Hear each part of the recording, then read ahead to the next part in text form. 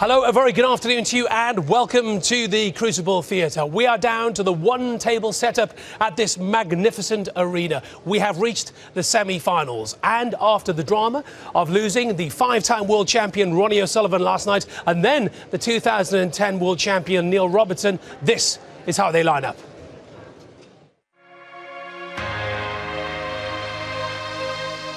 Here, different to anywhere else. It's so different for snooker players. It's such hallowed turf that, you know, you almost feel that you don't necessarily belong out there, you know, until you've earned your stripes. It's the biggest tournament we've got, isn't it? So all the history that goes with it, everyone wants to win this tournament so badly. That's what makes it extra special. It's been a great week and a half for me, and I'm there, but yeah, seeing over the years the one-table set-up, just sort of hoping one day that could be me, and so it's happening.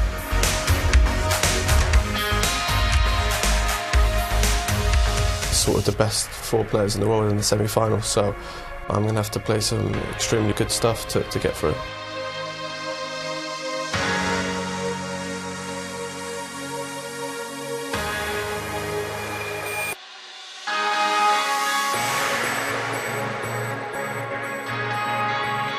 I'm still here, so if you're still in it, you can win it. There's still probably another 20% I can go, and if I can do that, I'll be quite dangerous. Judd ain't going to be holding back. He's going to go for his shots. If the occasion gets to me, then it does, but hopefully not, and it'll be a good game. That's what the World Championships is about. It's about the top players knocking hell out of each other and seeing who's the last man standing.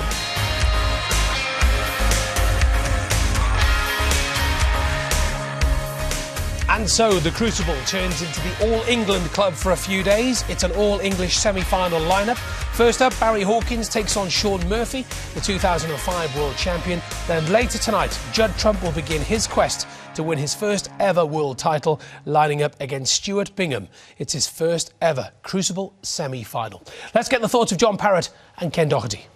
So this is the time when the Crucible has a personality change, and when you get down to one table, it can only mean one thing. It's nitty-gritty time, Ken. Absolutely. The whole focus is on you.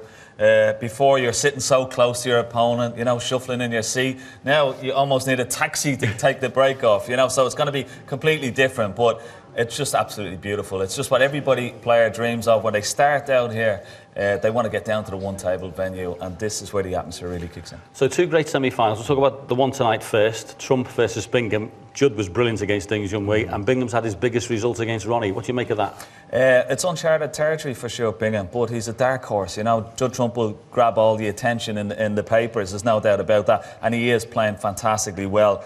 But how much of confidence will Stuart Bingham get from beating Ronnie O'Sullivan, the five-time champion? So that's going to be a great matchup. Now this one here, Murphy and Hawkins, I think is really tricky to predict because Shaun's come through relatively comfortable. Barry hasn't. He's played 16 more frames to get to the same place. So is that going to be a factor? Well, of course, Shaun Murphy, previous champion as well. So Barry Hawkins being there, ever consistent, and the funny thing about this, Shaun, you're only halfway there, aren't you? You know, you played 8 sessions, you've got another 8 sessions to go if you're going to pick up the trophy on Monday night, but it's going to be another fascinating game. OK, Ken, thanks. All to be revealed. John and Ken, thank you both very much indeed. So we are set for a thrilling afternoon of snooker here at the Crucible, and this is what's coming up.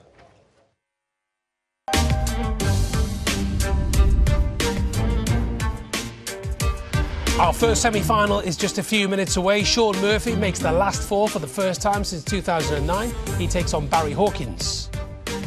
If I play like this, no one will beat me. Fighting talk from Judd Trump. We'll look ahead to tonight's meeting between the world number 6 up against Stuart Bingham. And today my playing partner is Nick Hewer. And you're hired. At last. At long, long last. Somebody's hired me. What did you a great television presenter, but can he pot a ball? We'll find out later this afternoon during the mid-session interval. So in a few minutes' time, Shaun Murphy will walk out into this wonderful venue here at the Crucible Theatre for a semi-final. As for his opponent, Barry Hawkins, well, he's defied the odds to reach the last four.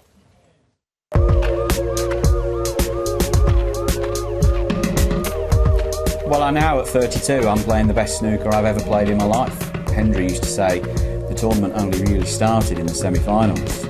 And so I suppose you could say the hard work's in front of me. But I'll be going out there and giving it my best. Shaun the Magician Murphy! Everyone wants to win this tournament so badly, so that's what makes it extra special. And I don't know what it is about this place for the last few years, but yeah, I seem to bring the best out of me, which is not a bad thing, really. He's the Hawk, Barry Hawkins! My own expectations of my game have held me back for a long, long time. Winning the Masters in January has completely de-shackled me of all of that. And so my expectations now are to go out and enjoy it, prepare well for every game and enjoy the moment. And I'm now living the days that I'll look back on when I'm an old man. Shaun's won a lot more tournaments and stuff. He had a little spell where he just probably wasn't enjoying the game. I think a lot of players go through that, and a little kick up the backside is needed every now and again. And since he had that, he's really put the work in, and all of a sudden now he's getting all the results.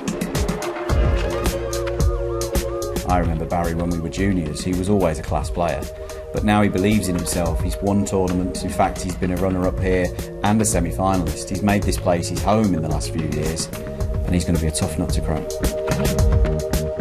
You're still in it, you can win it, and I've come close now the last few years, and I'll be trying my nuts off. So yeah, no, I've got obviously a tough opponent to get past, but yeah, I'm just really looking forward to it. Well, this is how they match up. Murphy has won 6 of their previous 7 meetings. Their last showdown in a semi-final in 2006 at the Welsh Open, which Murphy won 6-1. But Hawkins can draw some comfort from the fact he won the last meeting 6-5 at the 2013 UK Championship. Steve Davis is alongside me. Steve, you made 9 consecutive semi-finals between 83 and 91. What is going through the mind of those players right now in the final few seconds before they walk out here? I think the fact that all of a sudden it's a one-table setup is a big difference. They've both been here before in the one-table situation. They know there's a lot more space around the table, but they also know their centre of attention. And whilst during the tournament there might have been occasions when the screen was lifted and they were in the auditorium on their own, they are now truly centre of attention. Not every player deals with that as well as others, but I think these two lads have proven this year and in previous years they can handle that type of pressure. It has been a rather surprising run to the semi-finals for Barry Hawkins, simply because didn't perform very well at the UK Championship, went out early on and also at the Masters. How has he done this, Steve, for you? Well, with stealth-like precision, and nobody's going to question how great he's been. Anybody that's watched him here this week has known how strong he's been when he's needed to be. He's got over the line when it's been very, very close and produced what we all like to do. He can walk out here very proud.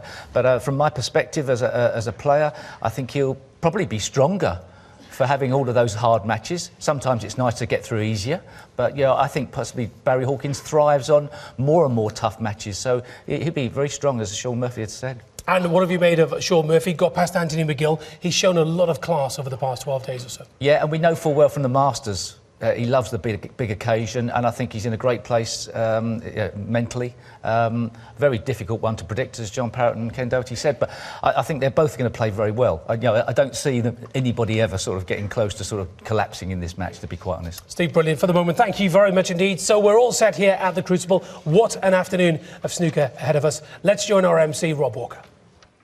Thanks, Jason. Good afternoon, ladies and gentlemen. What a special, special atmosphere there is here today in this fabulous arena. 1 table, 4 players. Welcome to the semi-finals of this year's Betfred World Snooker Championship.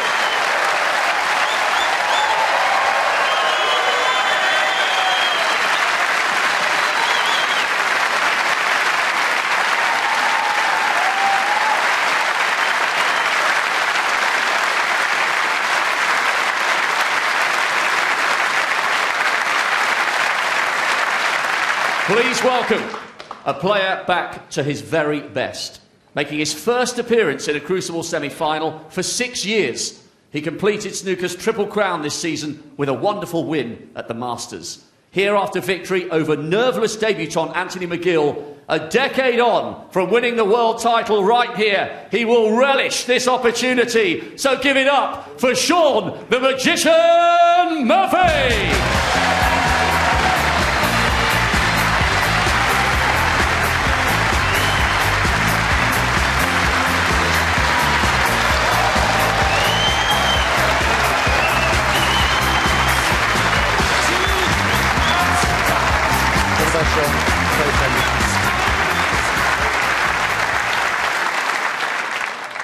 And his opponent, one of only 2 players in the last decade to make 3 successive Crucible semi-finals, and it's been epic. 10-9 against Selt, 13-11 Mark Allen, and that thrilling final frame win over Neil Robertson late last night. He now richly deserves to be regarded as one of the very best players in the world. What a run this is turning out to be for the Hawk, Barry Hawkins!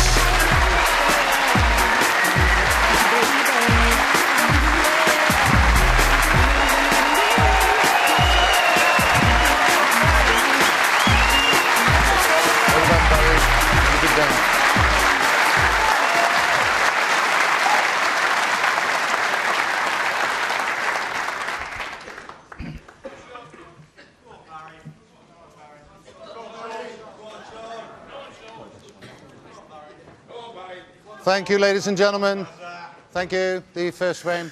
Good afternoon, Jason, and good afternoon, everybody.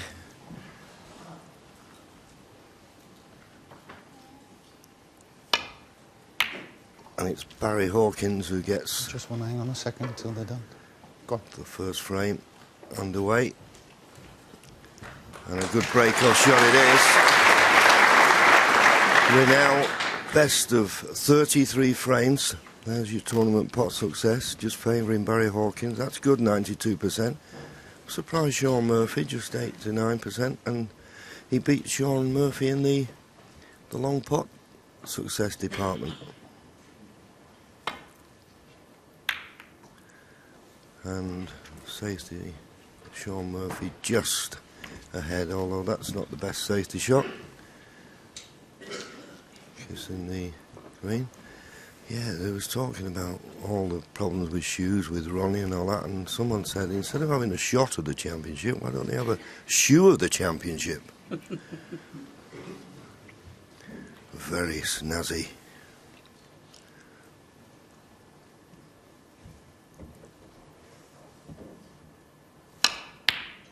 Oh, good opening red. Willie, this promises to be a very, very interesting match. I can agree with you more, John. I had the pleasure of doing last night's session with Hawkins and Robertson, and I've got to be honest, it's the best session of snooker I think I've ever seen. I mean, the first 4 frames, there should have been 4 centuries. There was 3 and a 90, and Barry Hawkins held himself together really, really well. Robertson hit him with everything he had, and Barry Hawkins still came out on top. Turn your earpieces down a little bit, please. Thank you. This could be very close. Yeah, when you look at their track record... 6. Sean Murphy, they played 7 times. Sean Murphy's leading 6-1, but the relevant one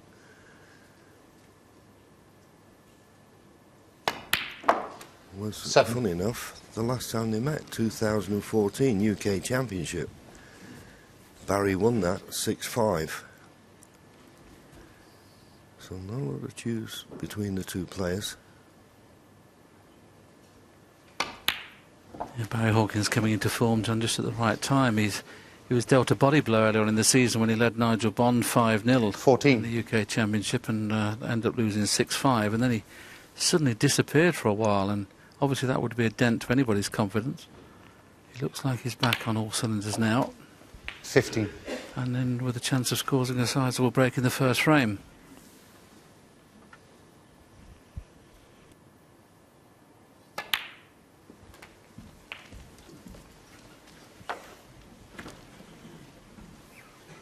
That's our new innovation this 20. year, the sidebar. That tells you how many points he needs to get to. 71 points to get to the snooker's required stage.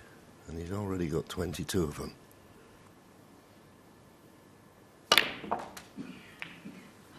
$23. got a perfect angle this time just to run through and move that second red away, the one just above the black, move that away from the black and the red, and that'll open the black into both pockets nice and easy. That's not quite worked as you would like. Still on the red, but not good. So yeah, just needed a bit more topspin then on that cue ball. He's on the red, but he'll have to go up for the blue. Or baulk colour, maybe. Depending how thin the potting angle is.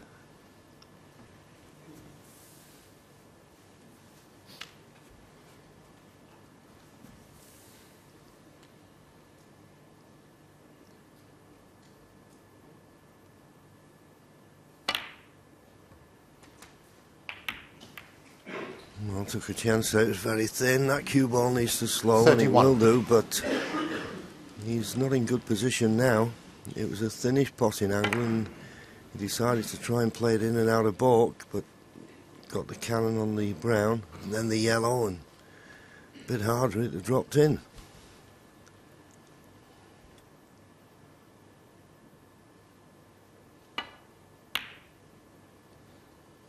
Barry Hawkins, 31. And that's the one thing you're going to get with Barry Hawkins, and Sean Murphy will be aware of that. If he runs out of position, then he will just take it on the chin and play a good safety, which is what he's done there. And Sean Murphy now knows that with Barry having a 31-point lead, he can't afford another mistake. If Sean was to leave a chance for Barry, it'd be end of frame, you would think. So he's got to be very careful here. It looks like he's lining up the pot red in the left-hand corner, knowing that he has to finish very low to have any chance of getting onto the black. Doesn't appear at first glance he would leave anything on apart from the one he's going for, so it may be worth the risk.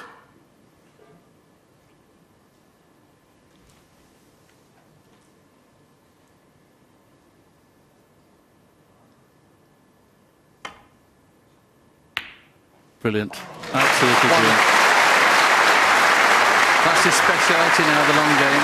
He really does knock an awful lot of those in. A little bit unlucky, actually, to have found the top cushion.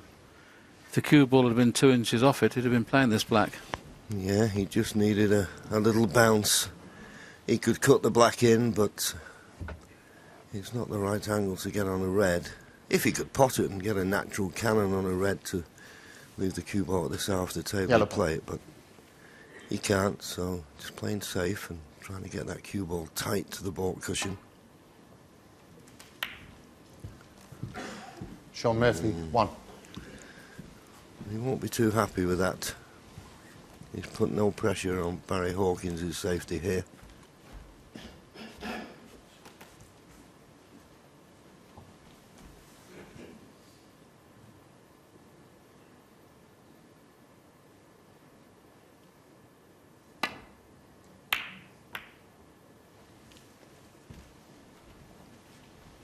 It's a great line, but not hard enough.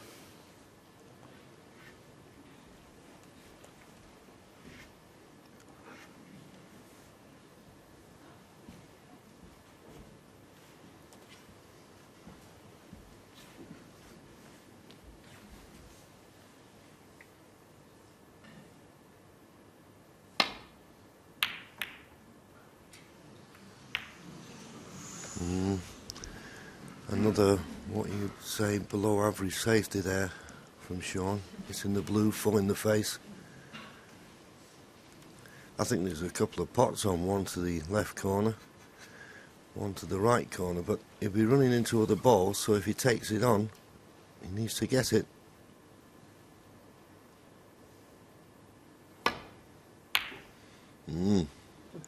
Refused it. And he didn't play a very good safety. Maybe half in his mind he was thinking maybe I should have gone for the pot there. And just played the, well, tentative safety, if you like. Be no surprise to see Sean Murphy knock this red in. Yeah, a little bit to do with the cue ball.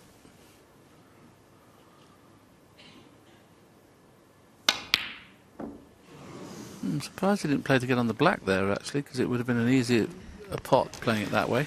Couldn't agree with you more, Will. I mean, he wouldn't have had to hit it as hard, and he could have played the stun run through. Anyway, first frame, there's bound to be nerves. Semi-final of the World Championship.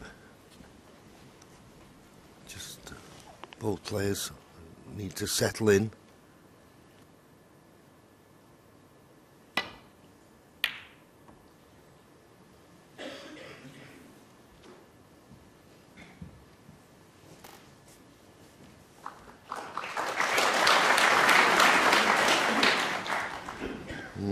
That's a good safety.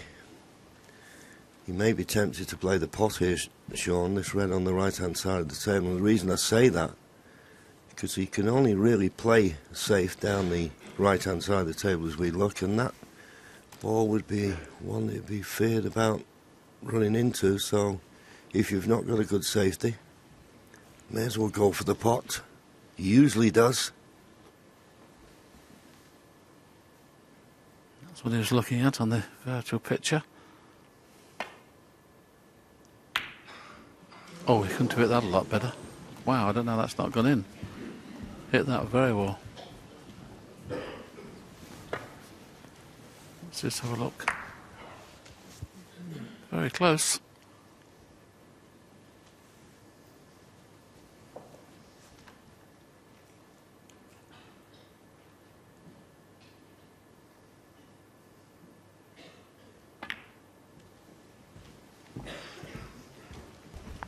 Once again, another.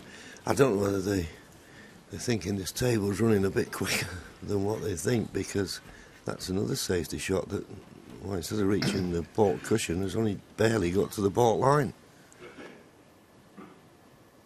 Just noticed Barry there as he was walking back to the seat. He was just shaking his hands as if to say it's a little bit tight, which you'd expect. Yes, and of course he went through an unbelievable match last night against Neil Robertson, so he's got a... Mind you, the elation of winning a match like that, Willie, I think you can come up. He may be a little bit tired. And there's Stuart Bingham, who went through the mill and had that marvellous win over Ronnie O'Sullivan. He plays tonight against Judd Trump. First time he's witnessed the one-table situation, I think he's in the press box there, John, isn't he? Oh. Barry Hawkins full. Well, another poor safety shot. In a way, fortunate to going off, because if it's in the second red as thick as that, if it doesn't go in, the cue ball would have stayed at this end, and he may have left an easy starter for Barry, so not the worst thing in the world.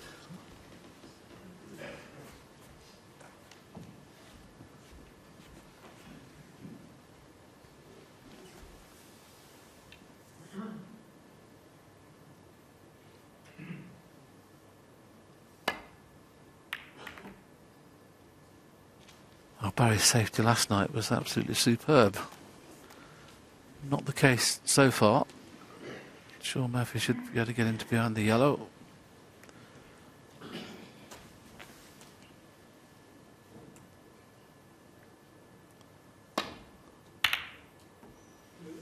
The line's good, but the pace is not.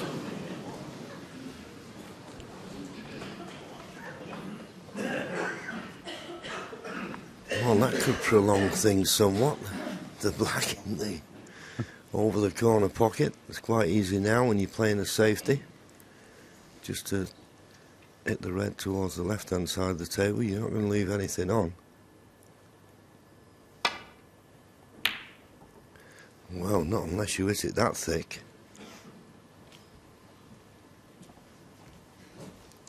So here's a chance now for Sean. Doesn't have to worry about the colour, just pot the red. He's going to have to fully commit to this as well, because if he tries to screw back to baulk, he could go in off in the middle. So, got to fully commit to this one. He's lining it up.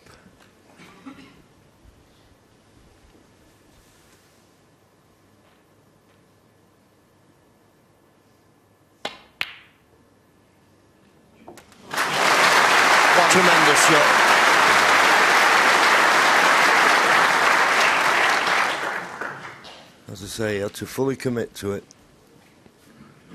And it was one of those type of frames that looked as though it could get to a bit of a stalemate, the way the black was over the corner, but Barry hit that safety shot so badly, didn't he?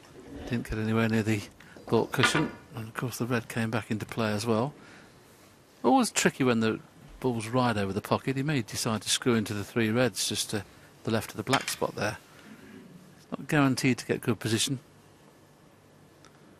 Might play cushion first by the look of things. So that tells me the red 2 down from the pink pots, the way he's played that. Well, he played it cushion first, and usually it's very hard to judge, but he's just that absolutely to perfection.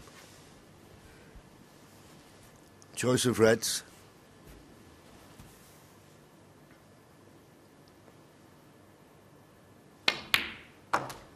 Nine. Because he's not straight on this pink, he can get onto the red that he was on before, the one that's to the left of the 3 reds. But if it's straight, he struggled a little bit. Yeah, you can't get onto it without playing on and off the cushion.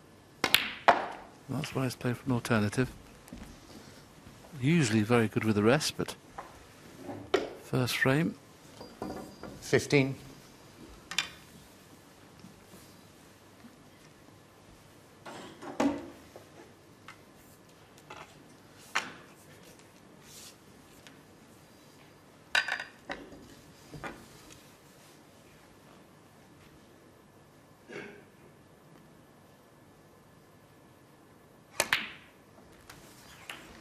Thank you.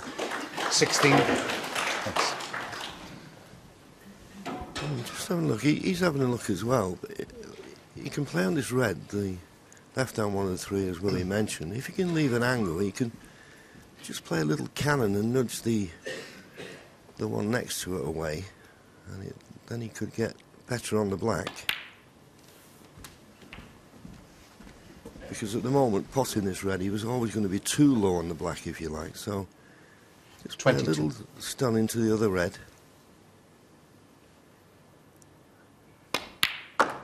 That was the danger.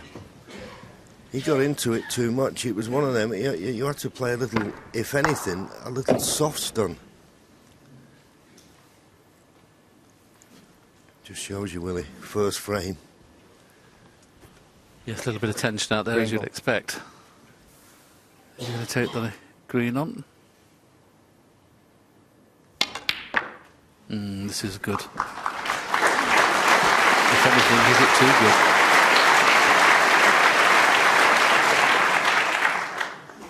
$26.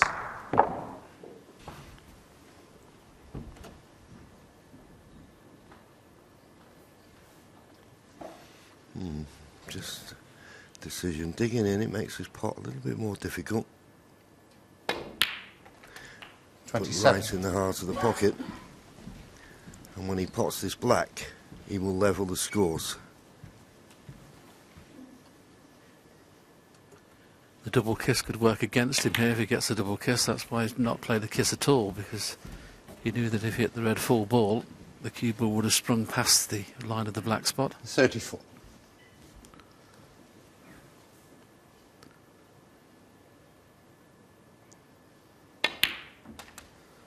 $35. Seems to be cueing as ever, very nicely. Beautifully. And a chance here on this black, and it may be a natural. The red that's close to the left middle pocket, he could play the cannon here. And couldn't have played it better. Absolutely perfect. 42.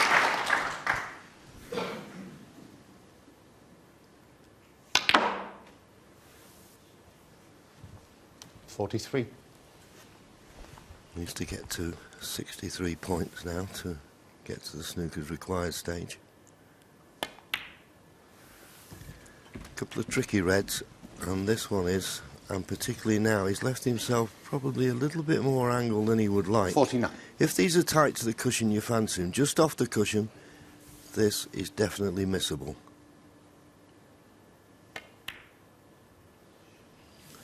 Well, you can't play any better than that.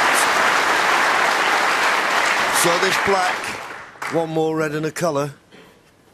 And he's got a nice angle on the black to stun behind the last red.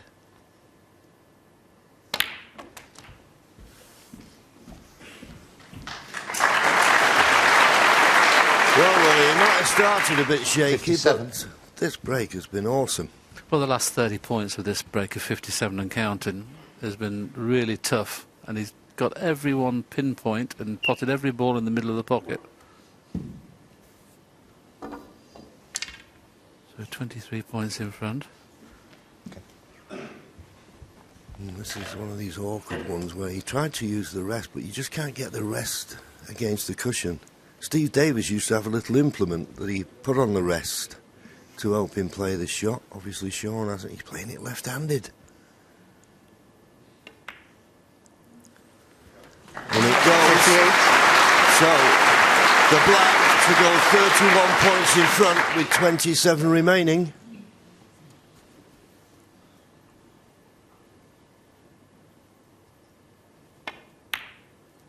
Well played.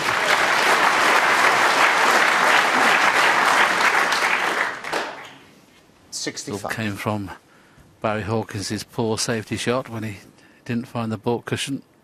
The first red was very, very good from Sean Murphy. Black was over the pocket, but the rest 67. has been simply superb. Yeah, if you thought at the time then he was going to make it, as we see Barry there, he'd be very disappointed with that safety shot. As I said at the time, with the black over the corner, I mean, it was just a case of getting any thinnish kind of contact. He was always going to be safe. But if you'd have said, when 74. Sean was left the opportunity, that there was any possible chance of clearing up, well, you'd have had to have bet against 79. it. This is brilliant.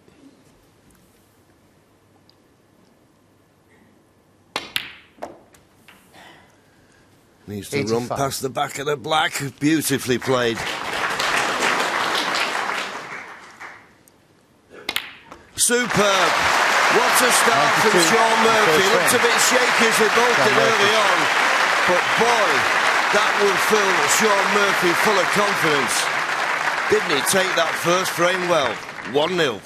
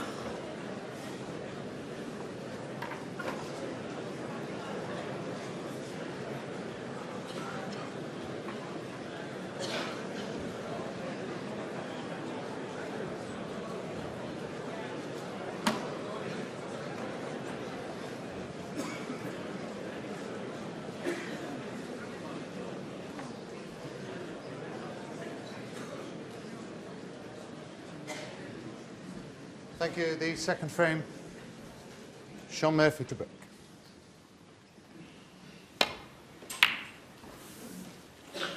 Yes, what a start indeed. Sean Murphy would be pretty confident he's breaking off in frame 2. He's already showed how he's playing. That's a relatively good break off, and if the black had been in play, he would have probably played to pot it. This was a couple of the shots that Murphy played in the first frame. This was the first one, never touched the sides. This was the next one, came in off the jaw a little bit, but he was concentrating more on the cue ball. And this green, he hit it so well. Of course, during that break, there was another couple of shots, John, that he's knocked in. Well cued magnificently, and look at the way he flicked the red on for the middle pocket. Superb. And this, for me, one of the hardest shots in the game, and he didn't have the best angle, but it never looked like not going in.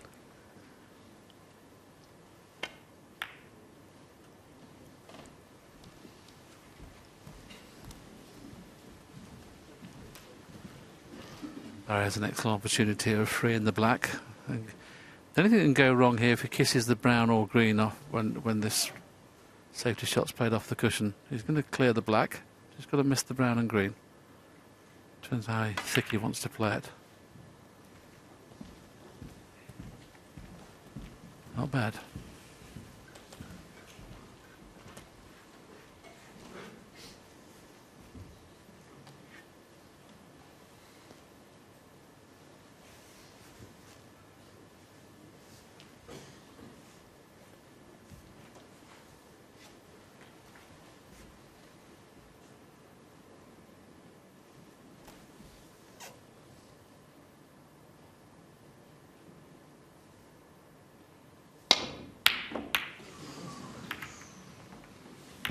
Didn't fancy the safety, went all out for the pot, and he's been very fortunate.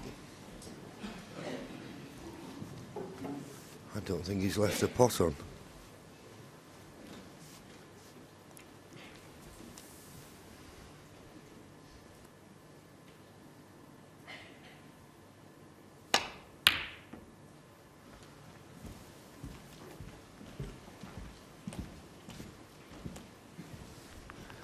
Yes, when you look here and he's missed the red, and the cue ball was hitting to the black, you think, well, he's bound to leave something.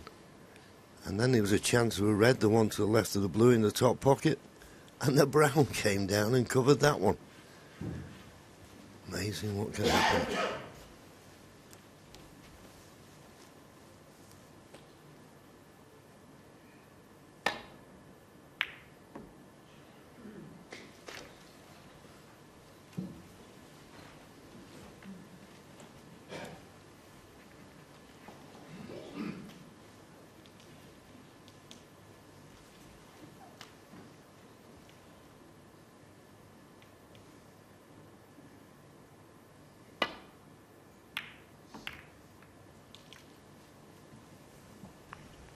Just can't find the ball cushion at the moment, Barry. He's either under-hitting, over-hitting. Just not got the pace of the table at the moment. So that's the first time he's gone in and out of balk. Every other time he's finished short, so maybe in his mind there was played a little bit firmer. Looks like Murphy's going to take this on. Not sure he can miss the kiss on the blue if he's playing the screw shot. He did do.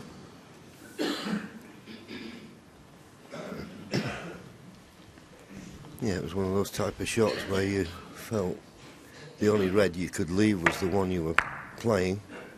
And when that red rattled the jaws and went over to the other corner pocket, there was a chance, but it went safe.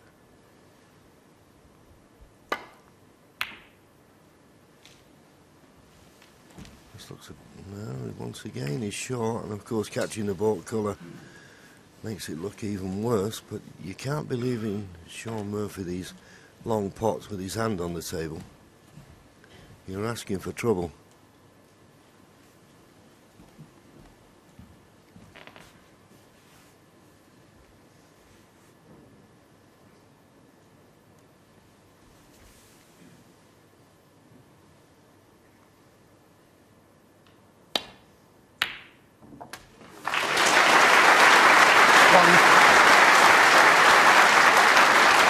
Robbie had a look to see if the black was available, and, well, the positional side of it.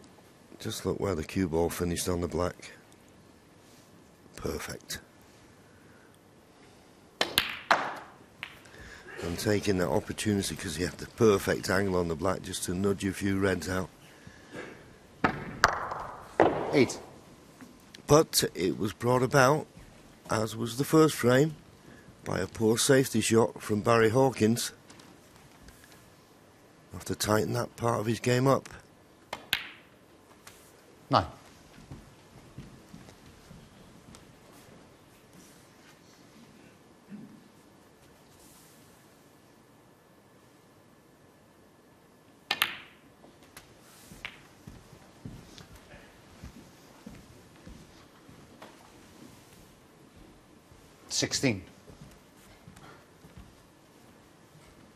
Reds are in a favourable position. Black's in open play. Standard of high breaks this year, John, apart from a 147, has been excellent. I mean, there's been 5 breaks over 140. 70. I can't ever remember a championship that's happened before. Yes, the standard just gets higher and higher.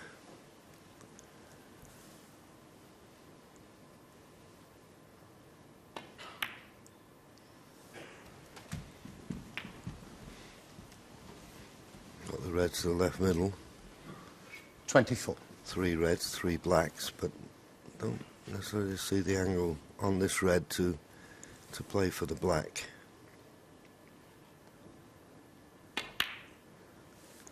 $25. So deciding just to dolly it in, so to speak, and play for the brown, but I'm not certain where the next red comes from.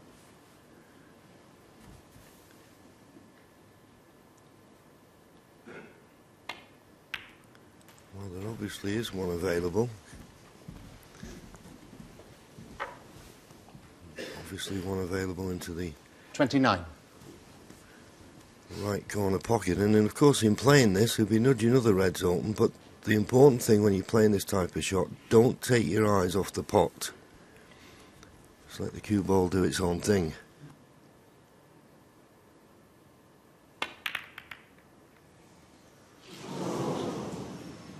Sean It Murphy. happens so 29. many times. If that was the only red on the table, there was no way he would have missed it. But he's just a little bit concerned where he's going to finish on the colour.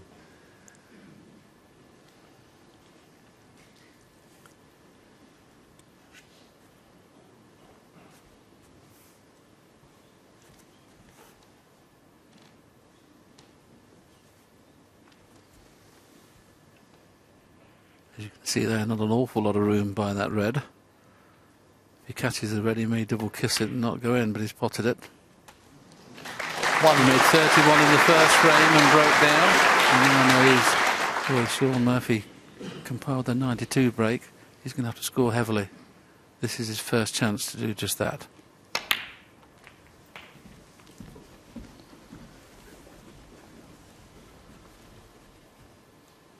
$8.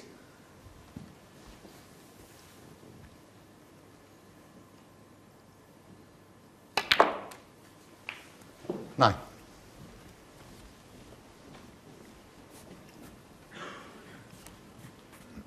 Got to be honest, John, I can't see any weakness in Barry Hawkins' game now. He scores well, he's in safety. Obviously, he's not started this match well with his safety, but his safety is normally of a very high quality. And the key thing for me is his temperament is very strong.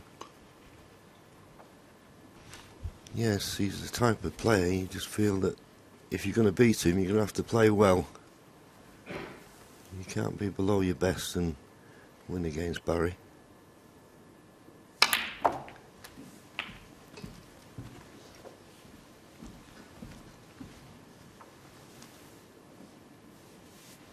I don't know how they bet on this match, but he sort of goes under the radar a little bit, Barry, doesn't he? He's higher ranked than Sean. He's ranked number 5 in the world, and Sean's number 8. But I think Sean would have been made favourite at the start of the match. Good clean pot, bound to be on the yellow. Just needs an angle on the yellow, which he's got. Now, good positional shot required here, because obviously the cue ball's travelling a distance. When you're in and around the pink and black, you just play little soft stuns and screws. It's a lot easier to keep control of the cue ball. So this could be the key shot to the frame here. Well, at first glance, I can't see anything easy he can get on, apart from the one in the middle next to the pink. That's all he's played for. He played it to the inch. To the inch.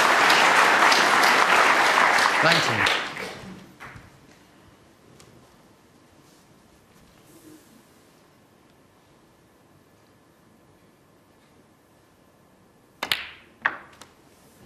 $20.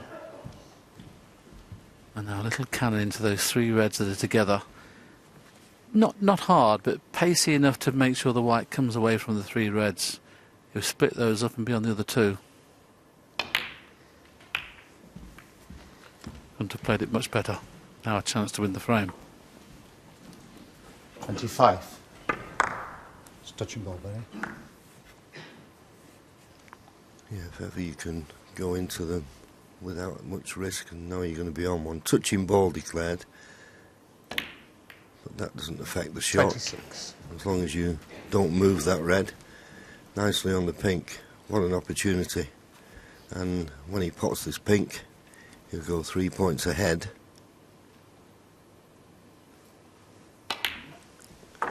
And there's not a safe ball on the table, will he? So he'll be disappointed not to make this a frame-winning chance. Yeah, I was just looking at one of the stats, actually. He hasn't actually missed the ball he's gone for yet. He only lost the first frame because of his poor safety shots. I mean, this will be his 20th pot and 20th... 33. And he's gone in. So 20 out of 20 so far. Obviously, that's your point there, John. Is obviously the only reason he's lost the first frame because of his safety. Mind you, he needs that to travel a little bit. Just got by the red. That would have been really awkward if it had stayed an inch shorter. 40. Yeah, so once again, just under hit it. He's just not got the pace of the table perfectly yet. 41. But of course, the more table time he gets, the more he'll get the feel of it. And Sean, you can see in the background, sat in his chair. He had first chance. Mr. Red, you wouldn't normally expect him to miss.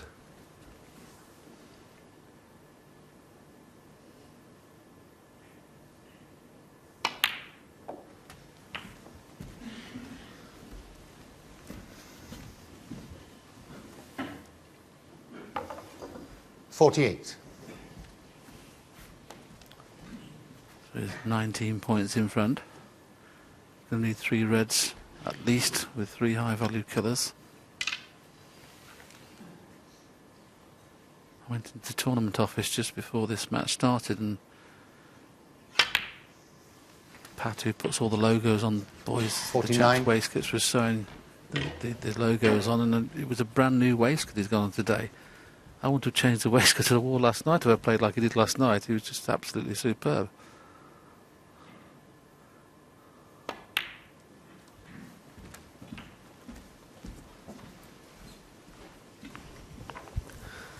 So there you see it, and 26 55. points ahead, 51 remaining. 2 reds, 2 colours. The 2 reds that are close together, I think at least one of them is going to be available to the right middle, so not that awkward. I think one of them will be available to the right corner as well, the top one of those 3.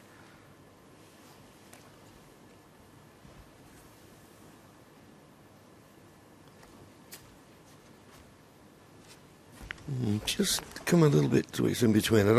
He doesn't know whether to play for the black or the pink here.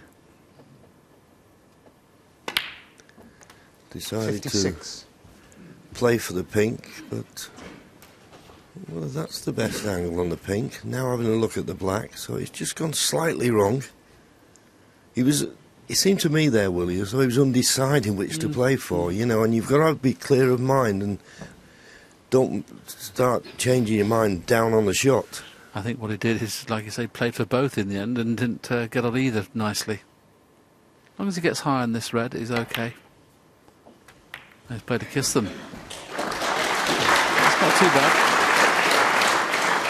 34 points in front as we see 63. This black going. He decided to play the cannon.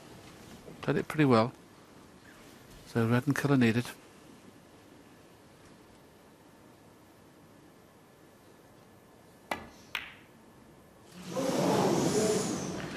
Well, Barry Hawkins. I didn't see that 63. one coming. I did not see that one coming.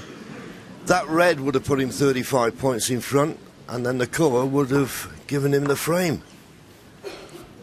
Wow, what a let-off for Sean Murphy, and what a chance he's got now to really punish Barry. 34 points behind, but 43 remaining. Big chance. There's a new favourite for this frame.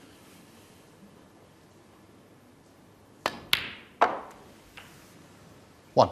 The way that Sean played in the opening frame, I mean, all I can consider is what went wrong here, John. He's trying to avoid the kiss on the brown and took his eye off the red, which he talked about before. Don't take your eye off the pot.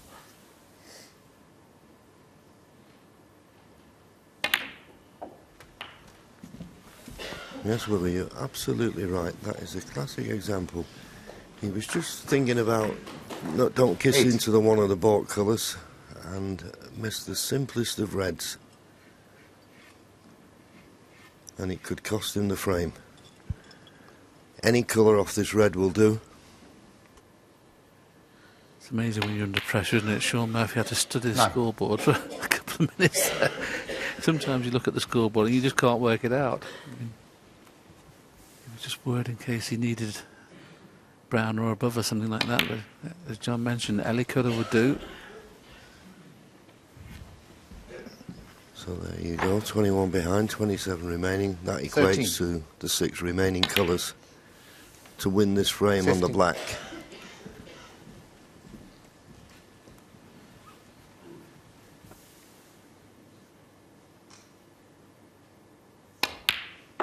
This would be such a steal, and Sean knows that.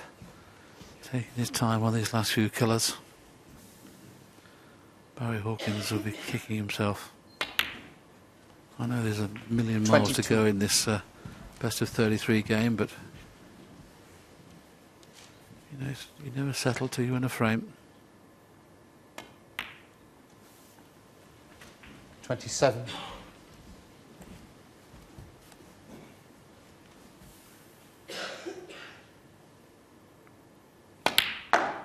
Sean Murphy 30. Started this match with a fabulous 92 clearance to take the opening frame. But that 40-point clearance will probably give him more pleasure, the fact that he knows that Barry Hawkins could have levelled. He didn't. Murphy clears up to now lead 2-0.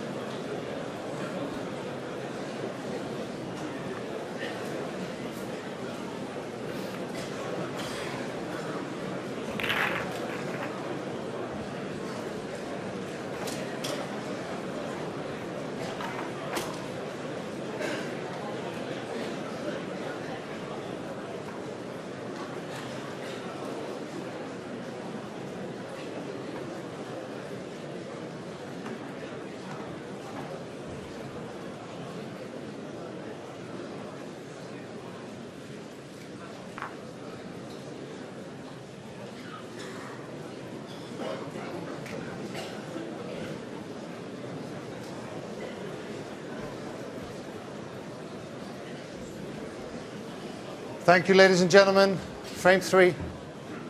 Barry Hawkins to break. Settle down, please.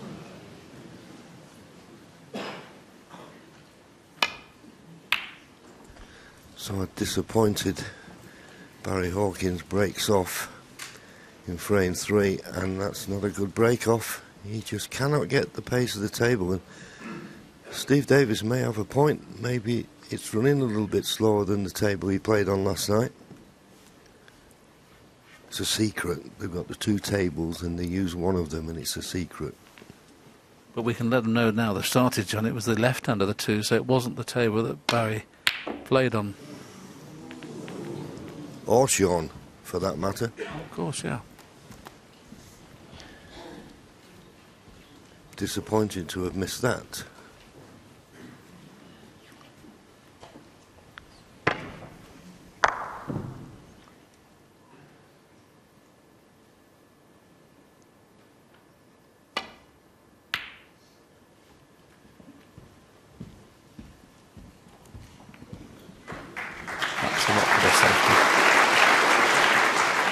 Knock him in from there.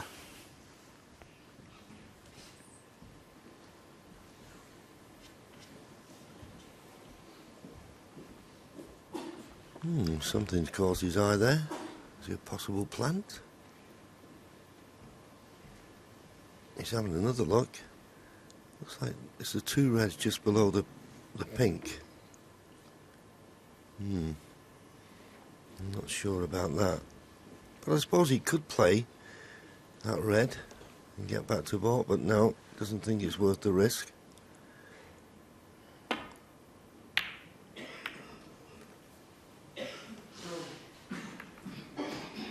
Well, if it was a plant, it's not there anymore, but once again, just an average safety shot, putting no pressure on Barry. But the pressure on Barry has been brought on by himself a little bit now, losing the second frame as he did.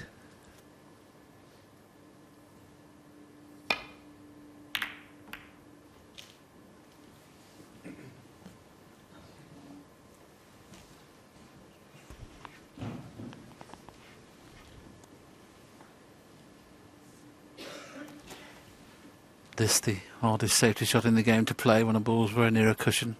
If you catch these thick, you just bring them both reds and white into the middle of the table, but there's a prime example of how to play that particular shot. Perfect.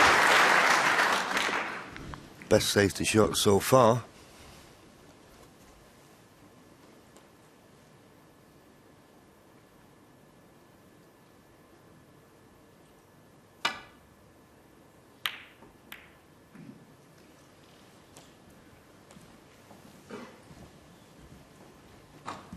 Once again, no pressure on the safety shot, and the red at the top of to the right of the pink pots.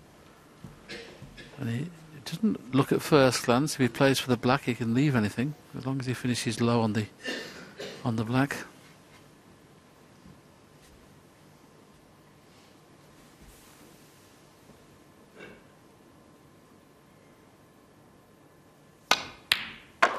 Beautiful. Gives it white to slow up. One. It has done.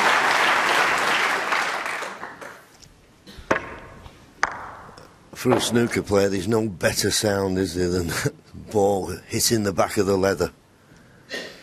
Right in the heart of the pocket.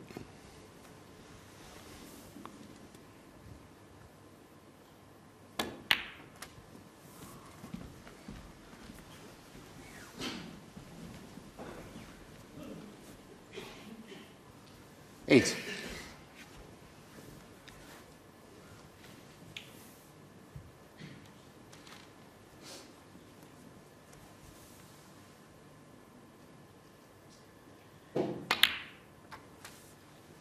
Nine. Just about got the angle on the blue. There's a couple of reds above the black that will go to the left corner. And you can roll the blue in off the side cushion and drop on one of those two reds.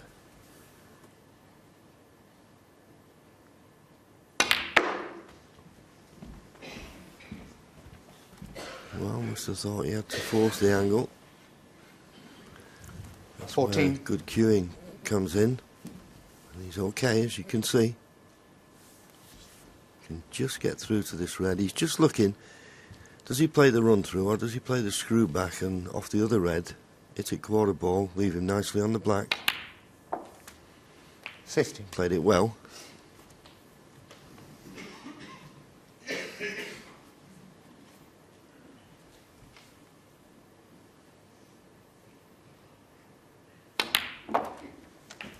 This is where that second frame that Barry Hawkins lost will now be worrying him, because he's now sitting in his chair 22. knowing his opponent is likely to score quite a few points here and could find himself 3-0 behind.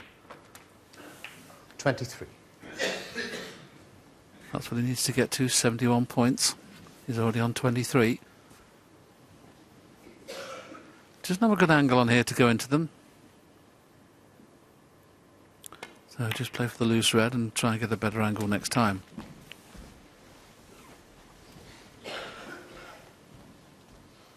It's amazing now that that pack of reds are lined up.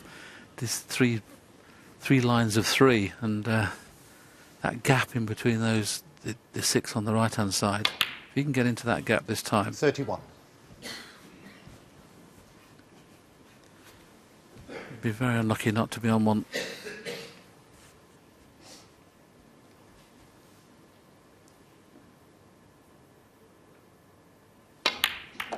Didn't quite get the gap, and that's why he's stuck on them. Yeah, and he's disappointed. 38. And there is a red It's gone towards the right centre, but I don't think he can get through to it. That's what he said, he didn't find the gap. And once you hit another ball, and you can see now he can't get through to cut that red to the right middle.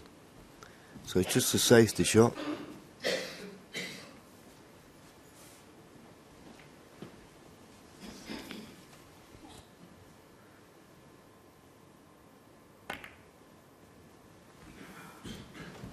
Sean Murphy, 38.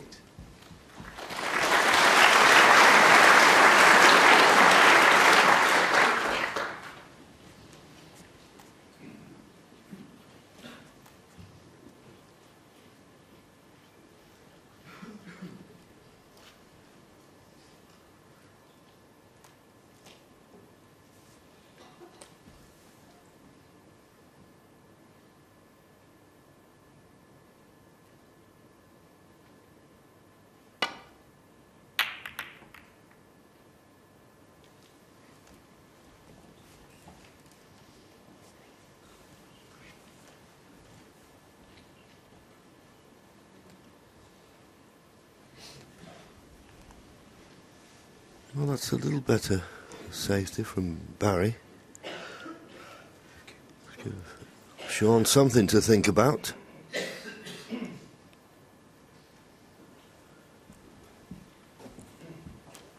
There is a pot to the left corner, but much too risky, you would have thought. With the black being not on its spot, you wouldn't be too worried about leaving the red on the cushion. By playing the old dump shot off the red on the left-hand side of the pack there, you can see what you can see down that side. Not very much at all.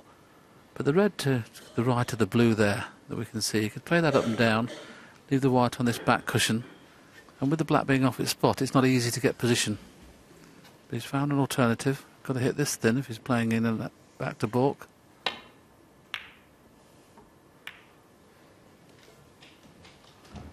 This is going to be a favourable kiss. I thought he was going to kiss the yellow, but it's a very, very good shot.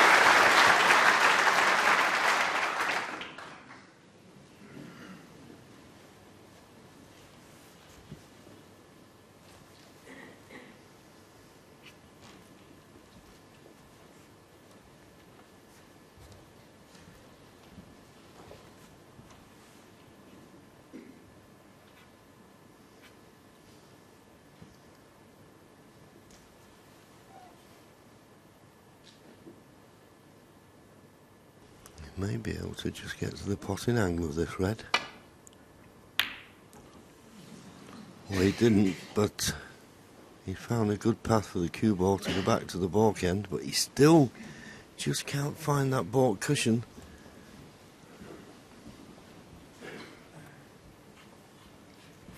That's only the second pot he's gone for, is miss, but he'll hope that that one wasn't so important as the first one that cost him the frame.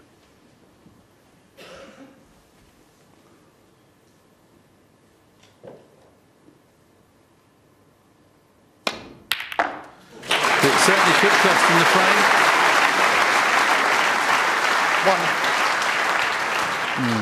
One. Not on the blue. Excellent pot. It's a tough score, John, if you only missed 2 balls and you're 3-0 behind. Yeah, but the difference is if it had been tight on the balk cushion, he wouldn't have even attempted it. And a bit like Judd Trump, who was seen in the other half of the draw. You know, you've got to get them tight on the cushion. You leave them with a hand on the table and they can pot anything.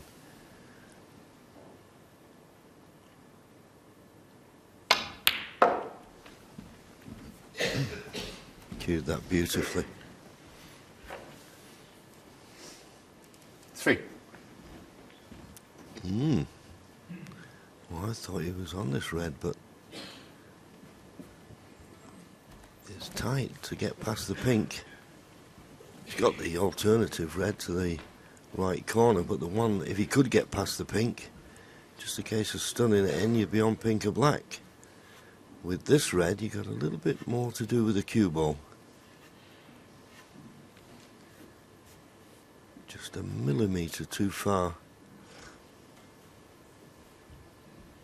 I think if he didn't have an alternative, Willie, I think he might try and play this with a little trace aside. Couldn't agree with you more. but he's decided he's got that alternative and didn't want to risk it. But it's forced the error. Sean Murphy, 3.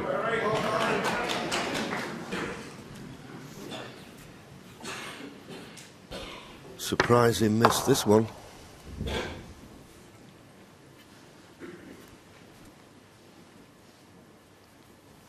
Superfine class, it's amazing when they're playing a little bit of side how it pushes into the ball, and every time they hit them thick when they're playing that kind of shot if they miss them.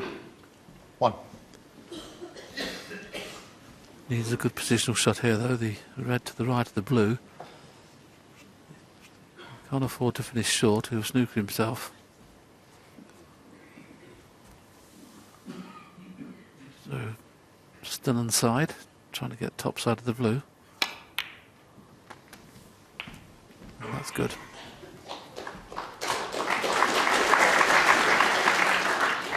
Eight.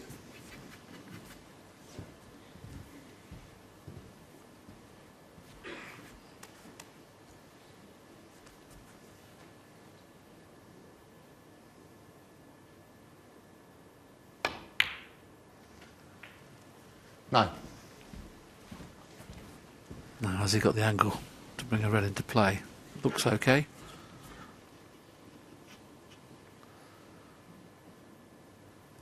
It's one of those, he'll be pushing reds towards the middle pocket here, unlikely to get onto one in the corner. So once again, if you can hit the joint, you'd bring reds over both middles. Oh, there's one next to the ping pot. Must do. Yeah, it does. 16. Doesn't look like it from here, does it? But when we show you the next camera angle, you can see it is.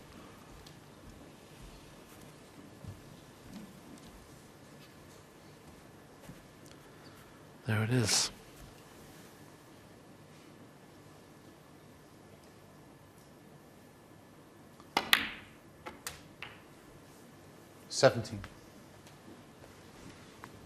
Played it nice and looks to have a nice angle on this pink to play the run through and bring these 4 reds into play.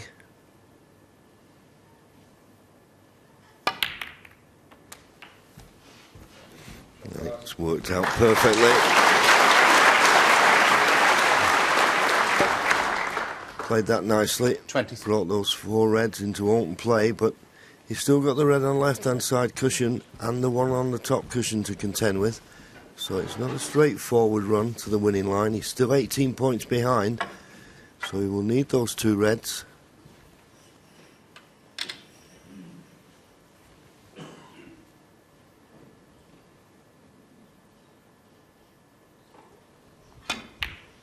You saw it there before he potted that red. 69 24. Points is the target to make the frame safe. But as I say, 2 awkward reds to contend with.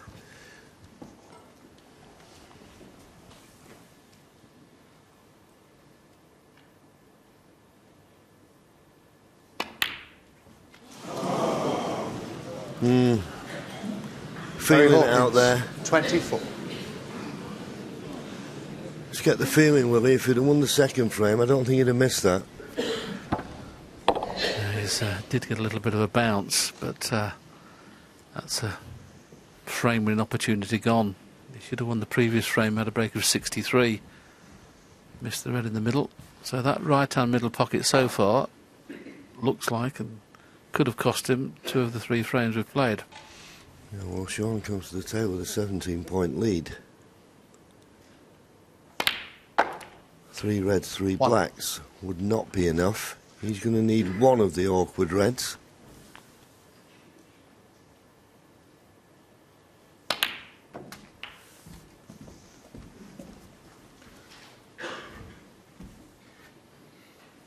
Just looking at the scoreboard, if he got 3 reds, 3 blacks, he's already got 1 red, 1 black. That would put him 41 points in front. But there'd still be 43 remaining. So he needs 1 of these reds near the cushion. I'm pretty sure the one he's going to leave is the one that's just behind the black spot. Not too sure whether it's tight on the cushion, that red. It's John mentioned in the opening frame, if they're tight on the cushion, they're 16. a little bit easier than if they're not. 70. Oh, a horrible kick he got there. Yeah, I think he got a kick the last time he played for the black, but it didn't affect the position. It has this time, because he wanted to be on the black here. It was like the cue ball was hitting a brick wall there.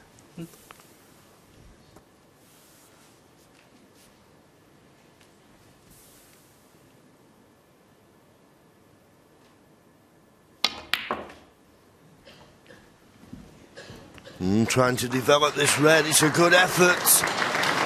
It's a good effort, but he's stuck to it. 23. Touching ball. How can that happen?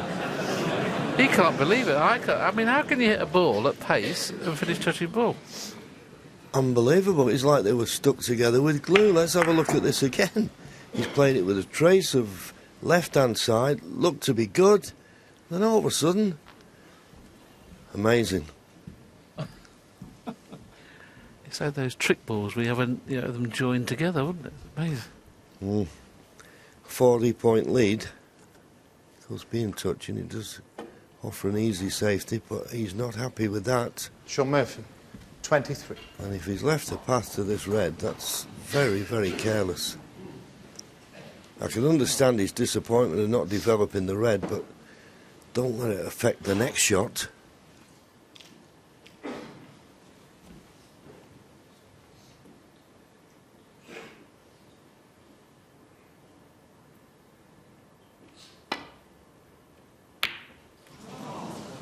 Just hasn't settled, has he? Okay, he made a 63 break, but looked for all money he was going to win it. But that missing that red in the middle, and then of course the pink in the middle, that's what makes you doubt yourself. Well, he's got a chance of the double here. Will it be too risky? It's frame ball. But as we always say, if you play the double, the problem is with it, you never know where the red's going to finish up if it doesn't go in the pocket. But I don't blame Sean for taking it on.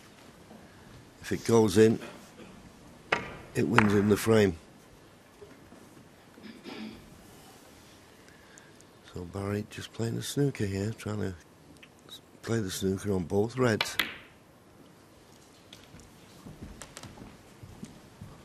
Well, he's covered the one at this half, but I thought he'd have played it a bit gentler than that.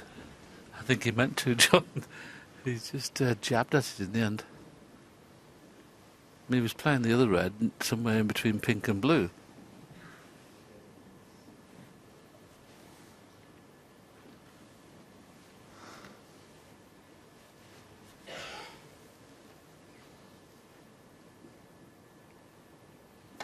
And already I think this is a key frame in this opening session.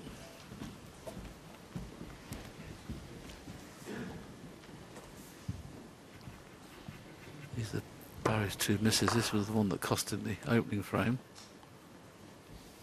And the latest one is, not yet, as yet cost him this frame, but it could do.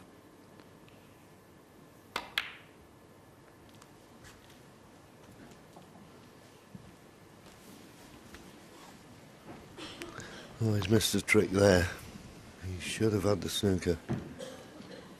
And he was just a fraction short, as with most of his safety shots so far in the match. Sean will be thankful that he can get through. OK, he's got to catch this red very thin, but he'll be glad to have a path to it.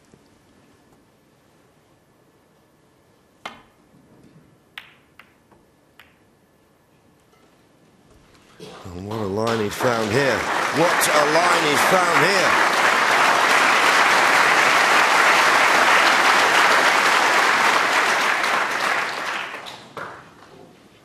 Well, I thought it was going to be the snooker, but he can just get through to the red. Now, can you pull out a long pot, Barry, the type you've been knocking in all through the championship? Need one now.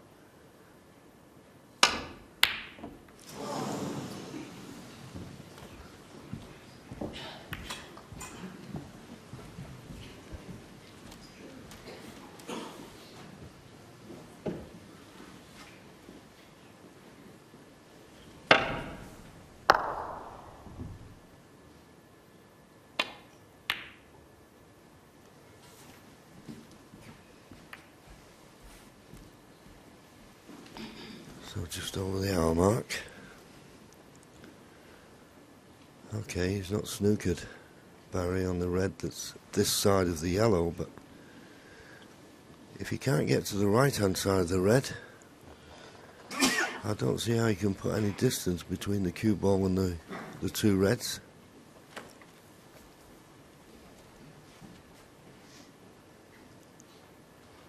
He may be able to play a little swerve.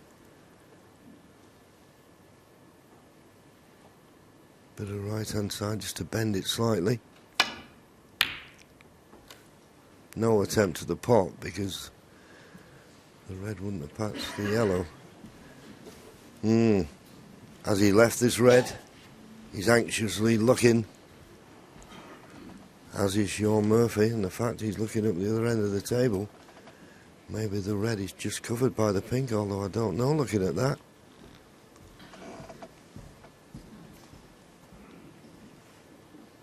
Well, it looks to me as though he can get through to that red. He's got a 40-point lead. Well, he didn't fancy it, and it's his choice. Thinks he's got a good safety to play.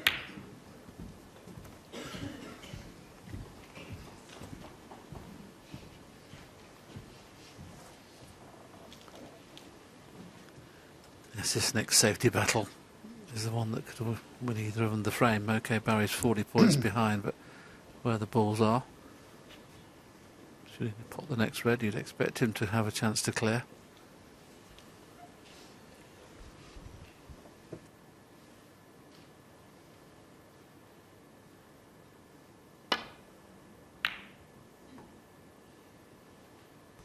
Oh, this is a terrific line. Terrific line. Just a little bit too pacey, and that's why it flicked the green. And once again, I bet Sean's mighty relieved that he can get through to the red. Because at this part of a frame, if you can get a snooker, then you've got your opponent in trouble. But he's eyed up the pot, this pot, to go 41 points in front with 35 remaining.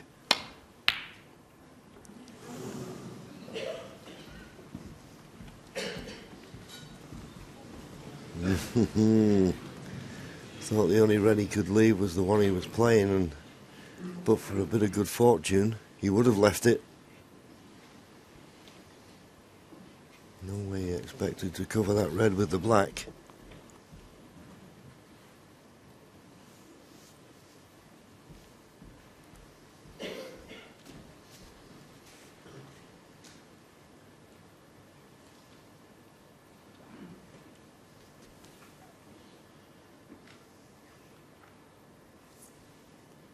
Not too sure how much of the red he can hit, whether he's going to try and move the red away from the pocket or just leave the white at that end of the table. I don't think the red cuts back in from in the jaws of the yellow pocket.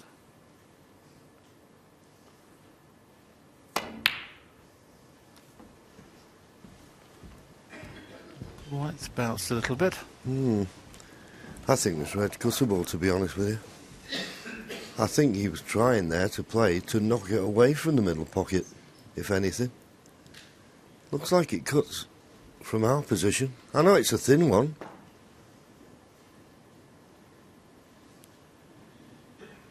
Well, he's thinking about it. Maybe he doesn't think it cuts.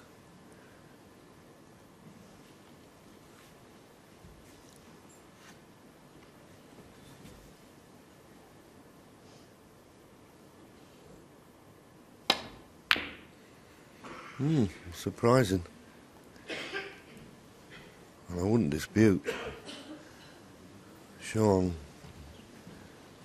he'd know better than us whether it potted or not.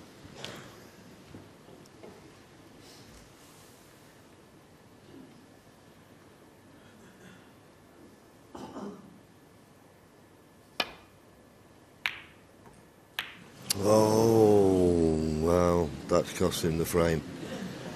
Another poor safety, has to be said. You've always got to be wary of the double kiss. And he caught that red much too thick. And he's gifted the frame now to Sean. 1.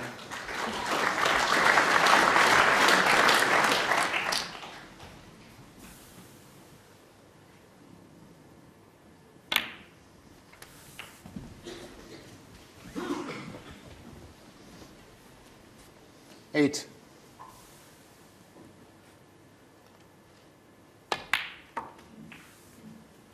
Nine.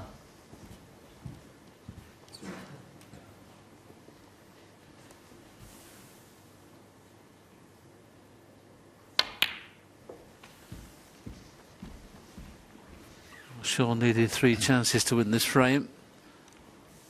12. On the 3rd chance, he put the frame 14. beyond doubt, and Barry Hawkins now will be starting to worry. Okay, it's very early days, but he's already had 2 or 3 chances in 2 of the frames to win this. Get a frame on the board. As yet, he hasn't settled. 21.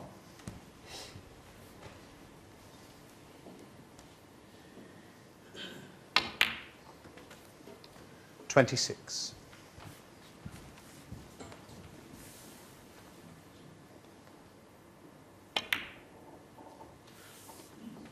32.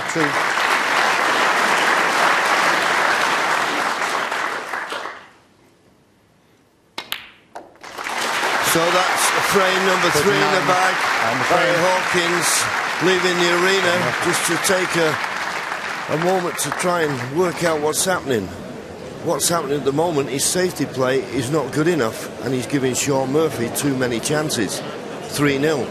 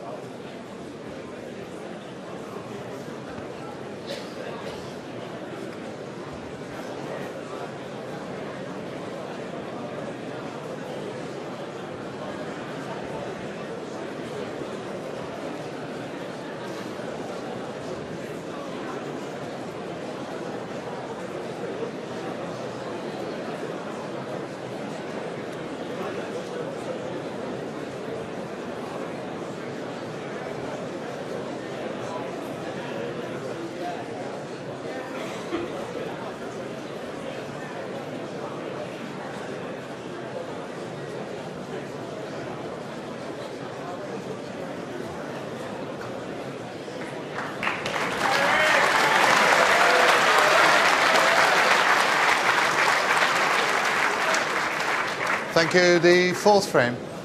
Sean Murphy to break. Especially Settle now, down, John. please. That's what he'd take in a heartbeat.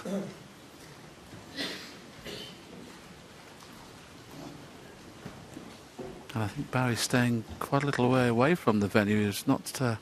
He's staying in a little cottage somewhere in the countryside. So if he left the building at 12, he wouldn't have got to bed till maybe 1:30, and he'd be buzzing up in 1:30 and 12. Probably didn't get to sleep till maybe 3. So I agree with John. You know, could have done with playing the night session rather than the afternoon, but that's the way it goes. That's a good safety shot.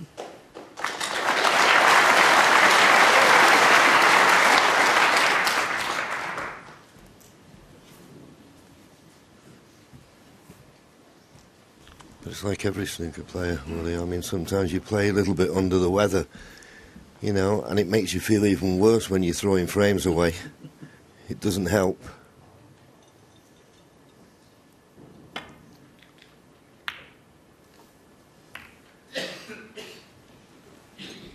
I think he needs a frame quickly, just to settle in, and because at the moment he's not really match shown with the safety play, and of course when he's got in, he's not made the most of his chances.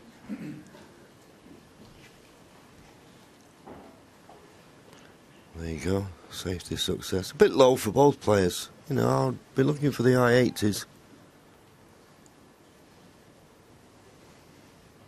And the long pot success has really dropped now for Barry.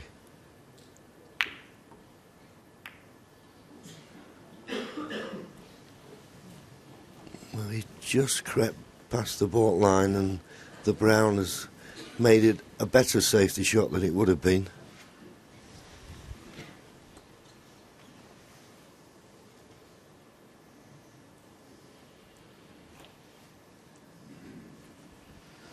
Yes, he started his quarter-final match, Barry Hawkins, in the first 4 frames. I mean, how he managed to win a frame, I don't know. He won a frame with a break of 24 to go into the interval 3-1 behind, but he came out after the interval, and in the next 6 frames of the match, he reduced Neil Robertson just 8 points in 6 frames. It looks like he's going to have to turn this match around after the interval again. If Sean keeps going for those and missing them, he may get a lot more chances. And saying that, he hasn't left anything easy. Very fortunate to get the white where it is. I mean, that white was entitled to be finishing in the middle of the table. It's finished, as you can see, very close to the cushion. This first thread is not straightforward, as there's no colour. Yeah, he's just coming round to see if he can hold for the pink. He's got the red to the left middle, but he's just going to have to drop it in and judge the bounce off the side cushion for the pink to the opposite middle. Precise shot required. He's got it. Is he going to hold for the pink? He needs to slow down. I'm looking at his body language. Is he on it? He wasn't sure. Close look now. I think he's just about on it.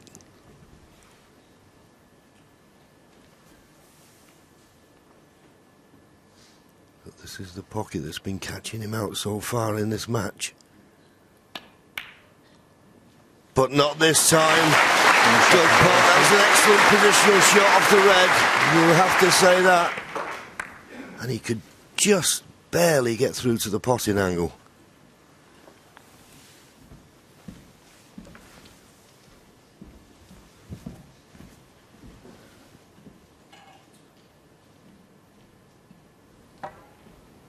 This was the first red, and that was tough across the table. Essential here, you've got to get top side of the blue because you need pink and black into play very quickly. Thank you. 7.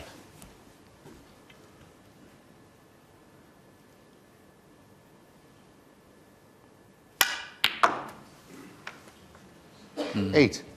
Almost miscued then, I think. I was just looking at his tip. It didn't sound good.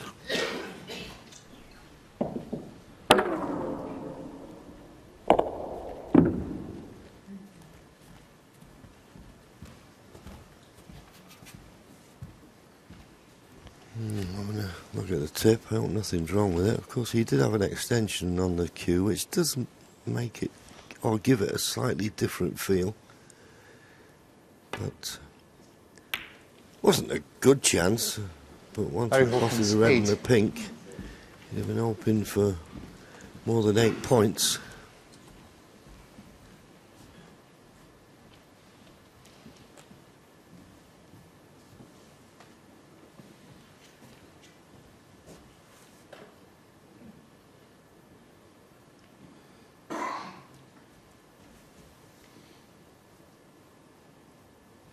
You're playing this very fine. If you catches it thick, you go around the back of the black with the red and pushed the run over the corner, but as you can see there, played it very, very fine and played it pretty well, but the cue ball's too far in the middle of the table now, so Barry should get the upper hand on this safety exchange.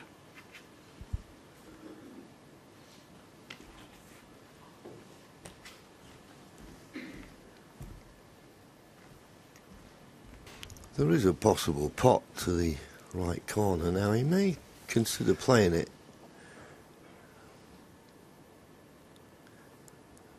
I think he's playing safe, yeah. Trying to get in behind the yellow, but misjudged it. Caught the brown full in the face, so gaining no advantage from that shot.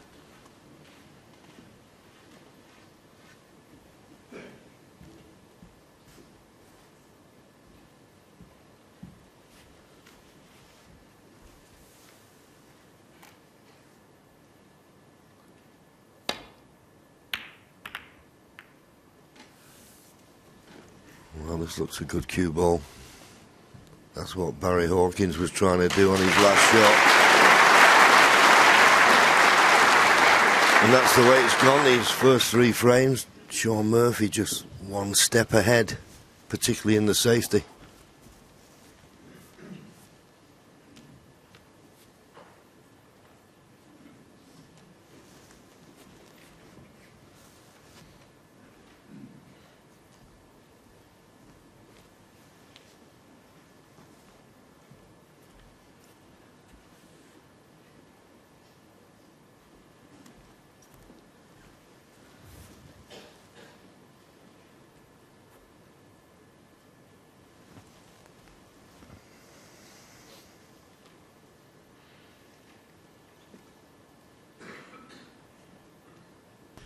He's not completely snookered by the yellow. There's a couple of reds, or at least one red he can get to on the right hand side of the pink, but as we pass the 1 minute shot time, but there's no path back to Borkoff though, so he's looking to see if he can come off the side of him and play a contain him, and now he's decided to come off the side cushion.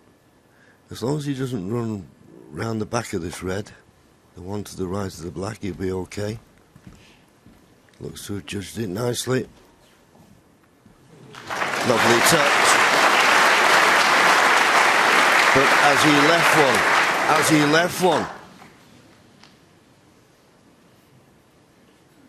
well, playing it that way, you would have thought that you would have been thinking, well, if I hit that red, I'm not going to leave one, but I'll tell you what, there may be a possibility that Sean could pot this with a flicker side. Would need a lot of side, wouldn't it, John? Yeah, I was just thinking exactly the same thing.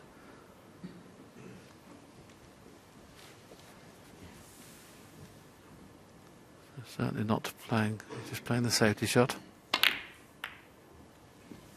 Oh, what happened to that cue ball? It seemed to take off. That's the first bad bounce I think we've seen so far.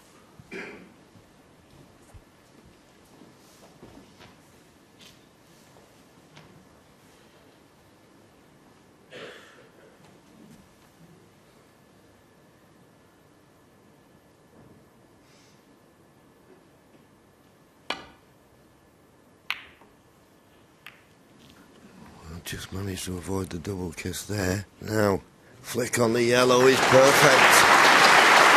That's the best safety shot he's played.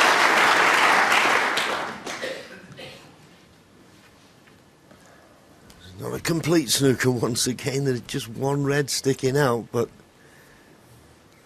you can't get back to the baulk end with it. You could come across it and leave the cue ball near the top cushion. It'd be reasonably safe. But he's such a potter, Sean. He's always got an eye for a pot.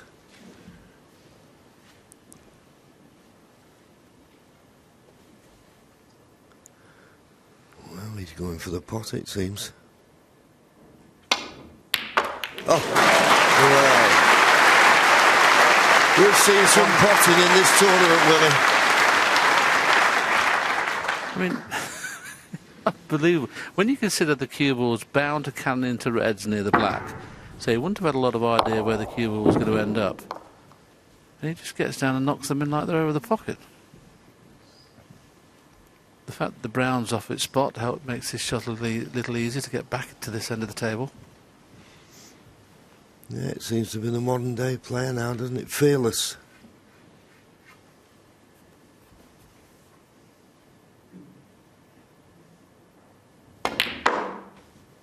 Oh, misjudged that. As you said, with the brown not being on the spot, it should have been easy to get in and out of balk. 6. Poor positional shot, that.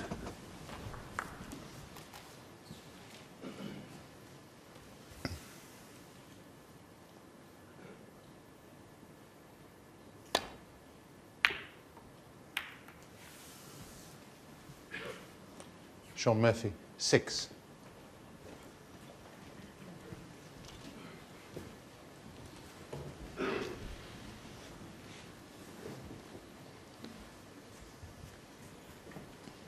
Barry's having a look at these two reds.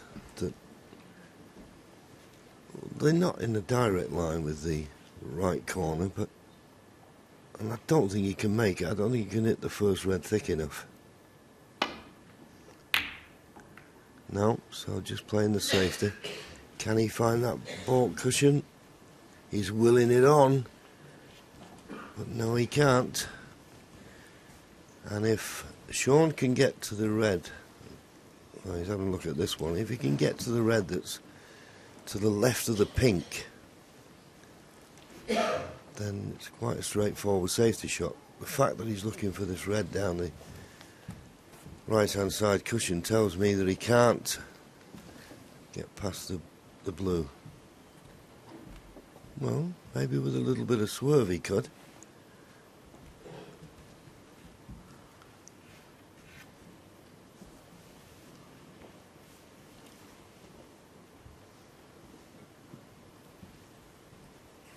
Well, there's a couple of reds that look as though they're a plant, but there's quite a bit of distance between them.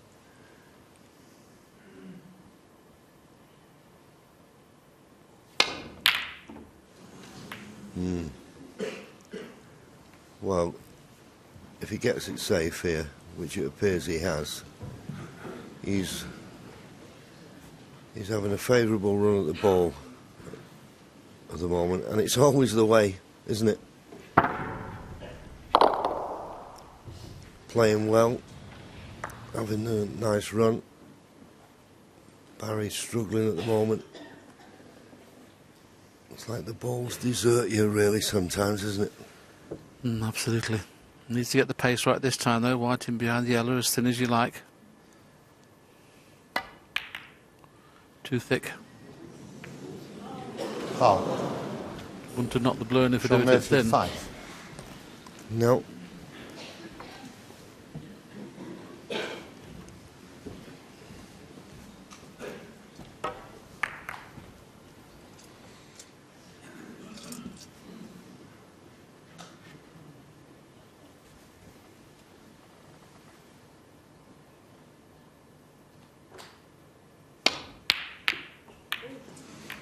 Well, I don't think he played the pot there, but well, this is amazing, isn't it? This is unbelievable. The run of the ball, man. Even Barry has to have a wry smile.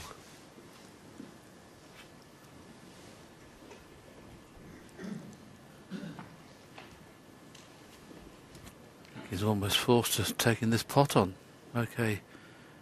Bound to leave the other red, and he's trying to go maybe in off the red or even move the red. He's maybe just trying to screw back and just get the red out of the way of the pocket.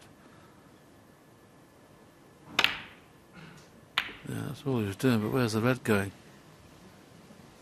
Got a great white. Barry's turned to have a bit of good fortune, and boy, did he deserve it after the last 3 or 4 exchanges. I wouldn't exactly say he had a lot of good fortune there, Willie. He'd have been very unlucky if he'd have left the red. I don't think the good fortune compares with what Sean's had the last 2 visits. I agree, but that red could have gone over the corner pocket. Yeah,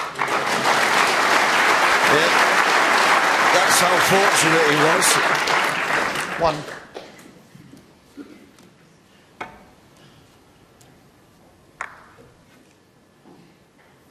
great pot. Difficult green.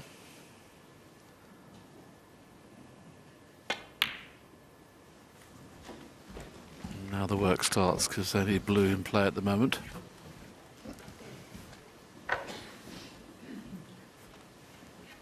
Four.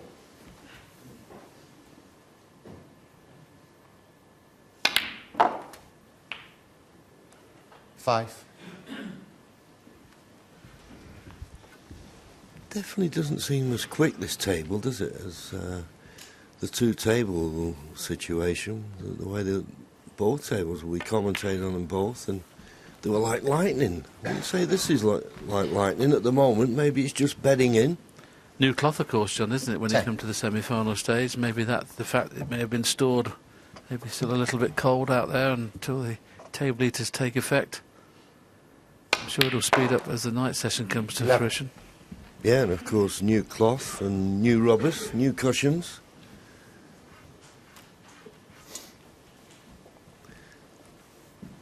There's the table heater, 50 degrees centigrade. And you think, oh, you couldn't put your hand on it.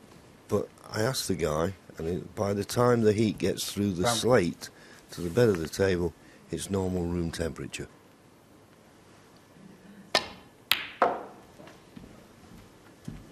A font of knowledge. Well, if you don't know, you can always ask. 15.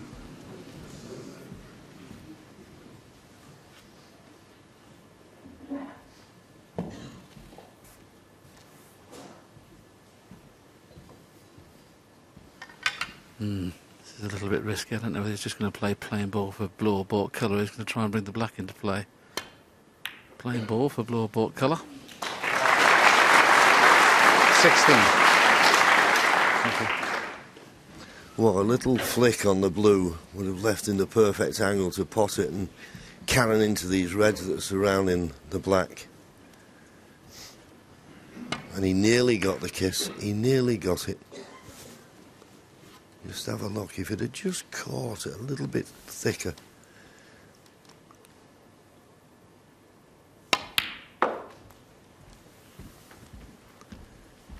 Well, this looks very well judged. Obviously, 90. straighter would have been perfect, but he's got a chance of the pot here. You would think he'd try and go back up for the blue again. Well, used all the pocket, but 20. It's in, and he's now perfect on the blue to play that cannon into those reds surrounding the black. And it went in.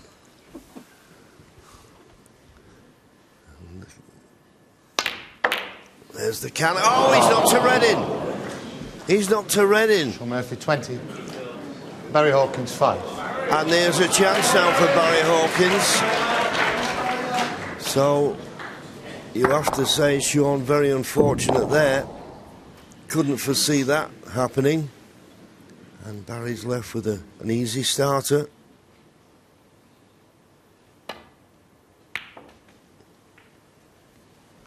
One. This would make him feel very good. There's a mid-session interval after this frame. If he could win it, he'd go in there and have a cup of tea and feel an awful lot better.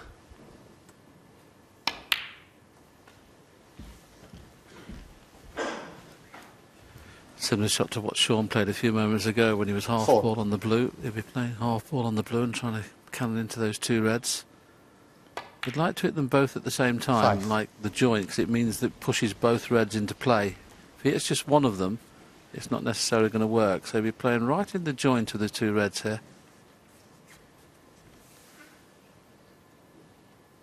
That's the line JV's put up for me. And that's the line he's missed. So that's a very poor shot. Big target, John, wasn't it? Well, 10. to not hit one of the reds, in all honesty, is unforgivable.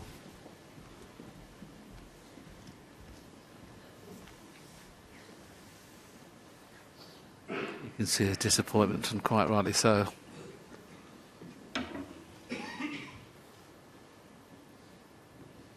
Just not at the races at the moment.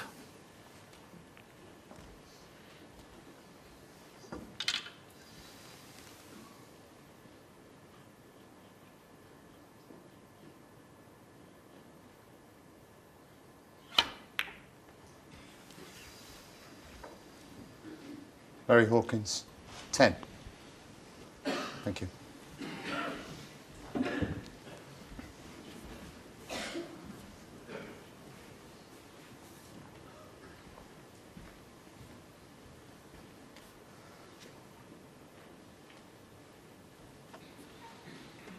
Sean, 8 points in the lead. So he's going to need these 4 remaining reds if he's going to have any thoughts of winning the frame at this visit. And of course that one that's tied up by the yellow, he had a look to see if he could maybe bring it into play, but it's too risky.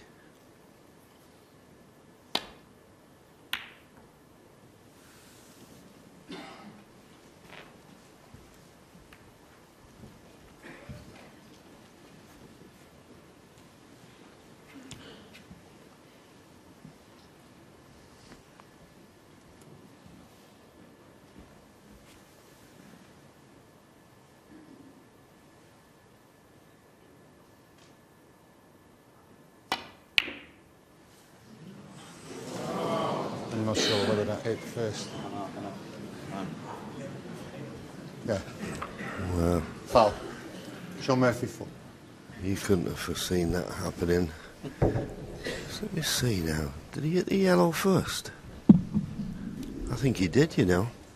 I mean, it doesn't matter. It'd be 4 away foul 4 away anyway, because. But you can see Barry's hand there went out. He hit the yellow first from that distance, Willie. I can only presume he got a little bit of a kick there as well, because there's no way in the world the red should have finished in the middle of the table. Looked like yellow to me.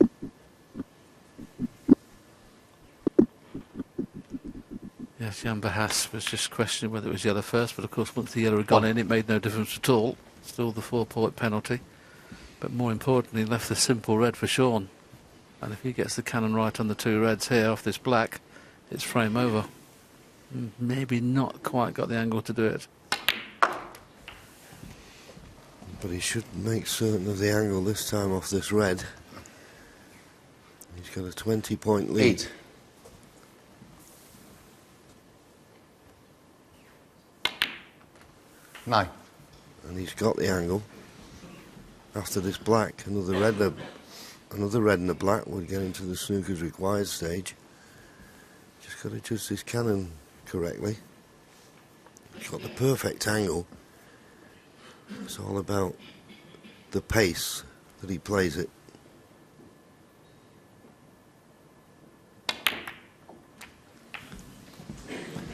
I couldn't have played it like that, personally. I'd have definitely been making certain that I just hit one of the reds half ball. 16. Basically what he did, he played a cannon on the red and caught it too full. Wanted to hit it sort of quarter ball really and get that red out of the way. So it was a frame winning opportunity. Not now. So Barry Hawkins still, see, he caught it almost full. Needed to catch that thinner and get that red out of the way. But Barry Hawkins will be relieved that he's still got a chance in this frame. And he has. Don't think he can get past the black comfortably this way. And the thicker he hits the red, he'd be worried about pushing the second red over the corner.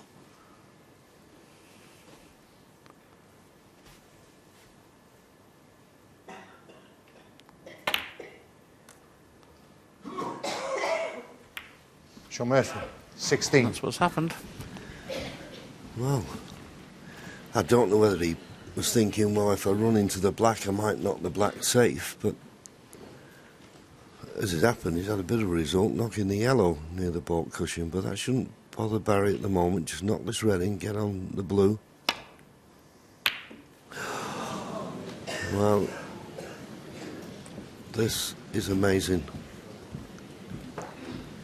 This isn't the young man who performed so admirably last evening against Neil Robertson. But when he was on 63, John, and missed the red in the middle pocket, that's when it's all changed. He would have been queuing nicely, wouldn't he, in the 63?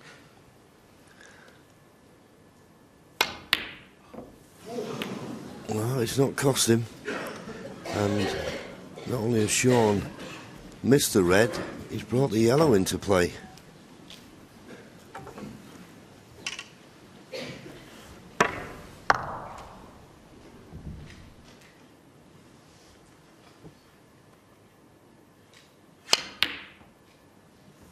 And this is a good safety shot.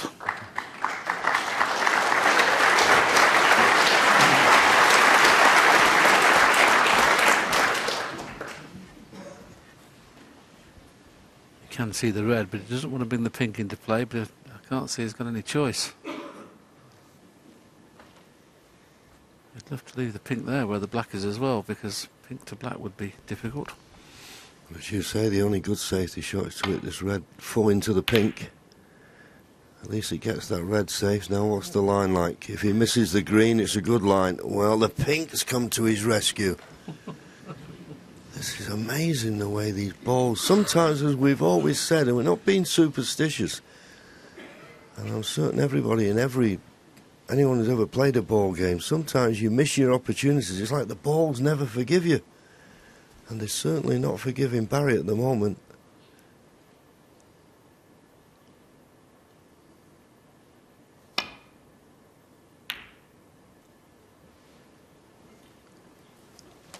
No, he needed to be the other side of the green to make it a telling safety, and he's left a chance of a pot on here for Sean. And if he knocks it in, you'd think it'd be the frame winner.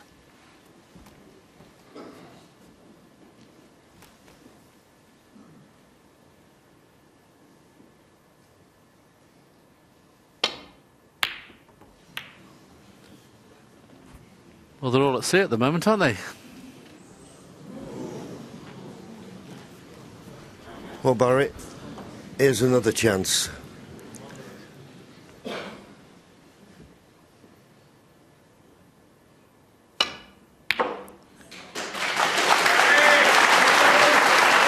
Needs that cue ball to slow up.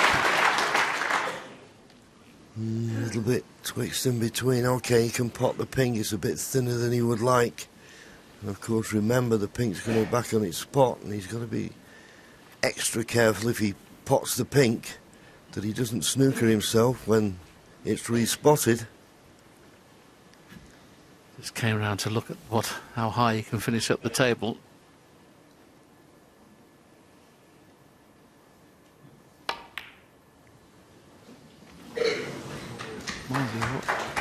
There was a lot of left-hand side there, but it's dead in the white. He's going to have to play for the yellow here, I think, to take the pressure off the red.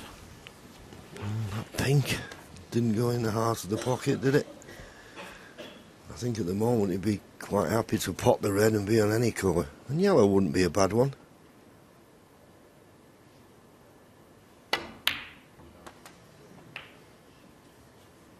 Now, is he going to be on one? 8. Doesn't want to go tight to that green. He's just about OK. Of course, remember, the yellow will come back up and go on its spot. But played it nicely. Now, 18 points behind, 27 remaining. He needs these 6 remaining colours.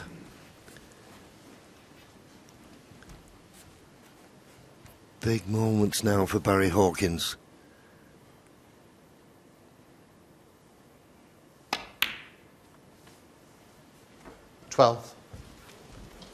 Sean Murphy should definitely be leading 4-0. He's had chance after chance. Barry Hawkins would be delighted should he go on to win this frame now. Having lost the second frame, which he should have won quite convincingly. Yeah, I usually say the key to a clearance is position from brown to blue. More so here because of the black not being on its spot. Needs a nice angle on this blue just to drop on the 19. pink. And he's got it. Right, anything but straight here on the pink. Because if he's straight, the middle pocket's in the way to screw back. 24. Not the best of angles, but it's not going to go in off, so you can play this with a little bit of confidence just before the middle pocket.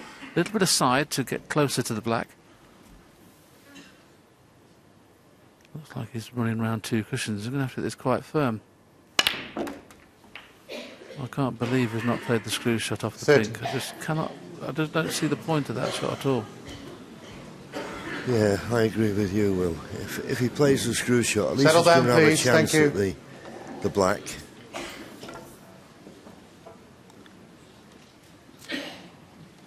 The worst way is going to finish a foot away from the middle pocket and a half ball black. Well, just to have a pot at the black. I mean, he's eyeing up the thin cut on the black now. He just feels that this was an opportunity he can't turn down, but this is risky.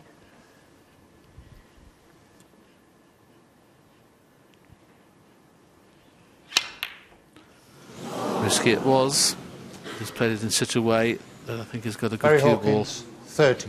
But the shot pink to black. Can't believe it. Murphy looking at the potting angle. The in-off is close in the middle. Should he pot it?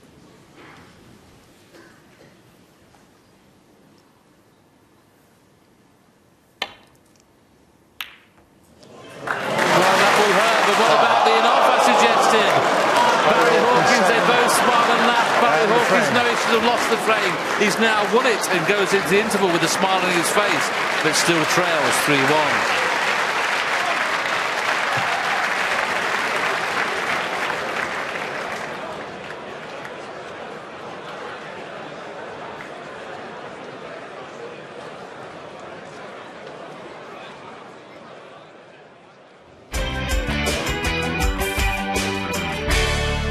OK, so today's frame is with the most successful manager in the history of British football. It is Sir Alex Ferguson. It's an absolute pleasure to have you here. Me too, John. And a massive fan of snooker. Yes, I am. Since I was a little boy. Yeah? Played when I was 7, 8 years of age in the local clubs in Govan. Yeah. You know, it's always been there. Yeah, and yet someone, as Jason was telling me, you have a snooker table at Pataudry in the gym or something. Yes, I did, yeah. I played in that a few times. Got a few of them idling in there when I was going to track. Right, go on, then we'll let you break off. We know you're a competent player. How's the pace of the ball? Oh, look at this. He's just tested. Fast. He's tested the table. It's fast on my table. Is it? Oh, yeah. Well, hopefully this won't be quite as competitive as when you play your brother in the house, because Jason was telling me it gets a bit serious. Agony. Well, that's not that quick. Sir Alex, I notice you've actually brought your own cue. Now, this is quite professional. Oh. What's the history behind this cue you've got? Well, this was presented by Ken Dougherty to me when I retired the first time. So what happened when you came back? He's never phoned me again. Never heard from him again. He's probably wasn't paid for it. When you think of the players that you most admired, who did you like? Whose style did you appreciate best, would you say? Well, I think because he was Scottish and when Steve Henry hit that role, yeah. He won it, 7 years in a row or something?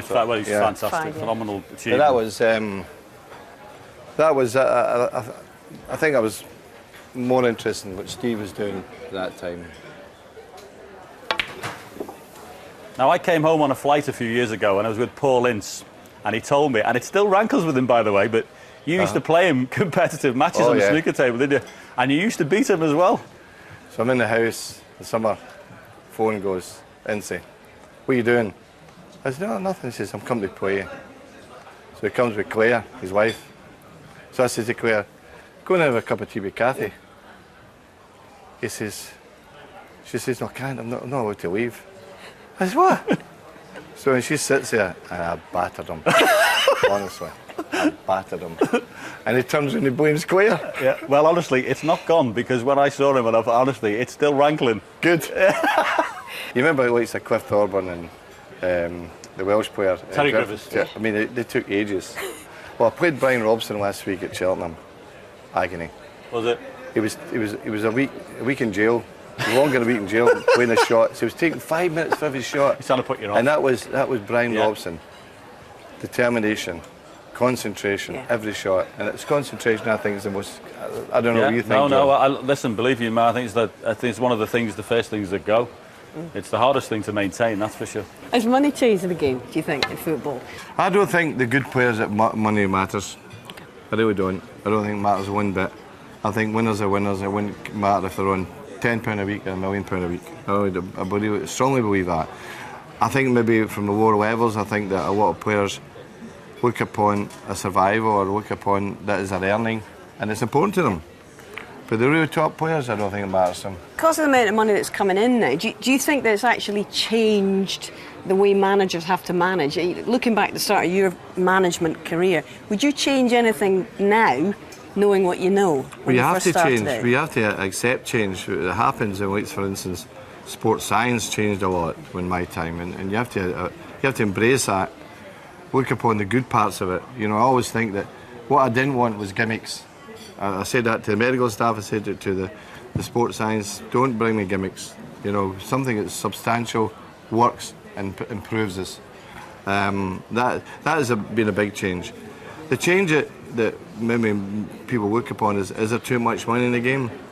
Well, you know, the best players deserve to get paid, because if you look at individual sports like tennis players or golfers, the money they earn, I don't see why top fielders shouldn't get paid what their quality, their talent deserves, really, to be honest with you. I think that there should be a lot into grassroots, into development of young players. I think that's going to happen. And then we worry about player salaries going to a level that some clubs will suffer, you know, because they want to stay in the Premier Division. Agents will be wanting their share, and, you know, that's something we're going to have to deal with. Go on, I've left you in. Yeah, keep going. You're with me? I've left you in. Thank you. Is there any particular aspect of no longer being a manager that you miss? You know, and I mean, is there any part of it you don't miss? I miss the staff. United, you know, they were great people, and the players, you've got to miss the players, you know. The dressing room sometimes is a fantastic place to be. The camaraderie, the humour, and, you know, the Mickey taking, you know, you miss all that part, you know. And I miss winning. Well, yeah, absolutely. We're all enough of it. We're all in to win. Yeah. The racing, that's a big passion still, isn't it? How involved are you day to day? Well, I've got a lot of horses. The cost of training fees now is astronomical, isn't it? It's unbelievable. Yeah, and you don't need them to be sick very often, either, do you? Well, vet fees. Yeah. God. Shoes. Yeah. So do you like going to gallops in the morning and stuff? Yeah. That's one of the parts I absolutely love. I think it's fantastic, because you're out in the middle of nowhere. There's nobody can touch you. Your mobile phones are off. Yeah. The fresh air's in you. You're seeing the horses breathe up the hill and come and work it down. There's nothing like it. Absolutely, that's the best part of it. I think that's true. Yeah. Oh, he's getting his eye in now. Yeah. He's in it now. Can we finish this interview now? I'm getting hammered. You clearly watch a lot of sport now that you're retired and when you're not on the gallops. But of all the different sports, not football, not snooker, who do you admire as a sportsman or a woman, and why? Well, I like people who probably mirror myself, have a determination about things. You see Djokovic, for instance. Yeah. He's a winner. Yeah. When you see him, it's every trick in the book. When he's not doing well, he gets an injury. Yeah. Stops the flow of the game. You know, he's got a Mourinho thing about him, you know. Yeah. If there's a couple of players that you could pick from all the time that you've managed the players, who were you most, you know, who did you most appreciate because they improved so much or they became what you thought they could have? Ronaldo was the biggest improvement, really, because he came as a young, skinny kid at 17. Yeah. And he had all these things about him that were used to criticise him about his diving and all the rest of it. But, you know, once the players got about him in the training ground and that, he was fantastic. And then the most important thing for a great player is decision making. Mm-hmm. And that improved over the time. You know, he, Scholes and Giggs, you have to say that those three. Yeah, I mean, Robson and Keane, you know, Cantona, they're great players. They were fantastic. We're very lucky that way. But Ronaldo, the thing as well, besides that, he was tough, wasn't he? He used to get kicked all over. He was a toughie. You know, apart from all the things he could do, he used to take plenty of clattering. He was tough. Headlines. Absolutely brilliant. Brilliant. Is that it? Well, you've hammered me. What can I say? Thank you. Well done. Thank you so much for coming. It's been an absolute Pleasure. delight to speak to you. Thank you so Next. much. Well done. Brilliant. Great.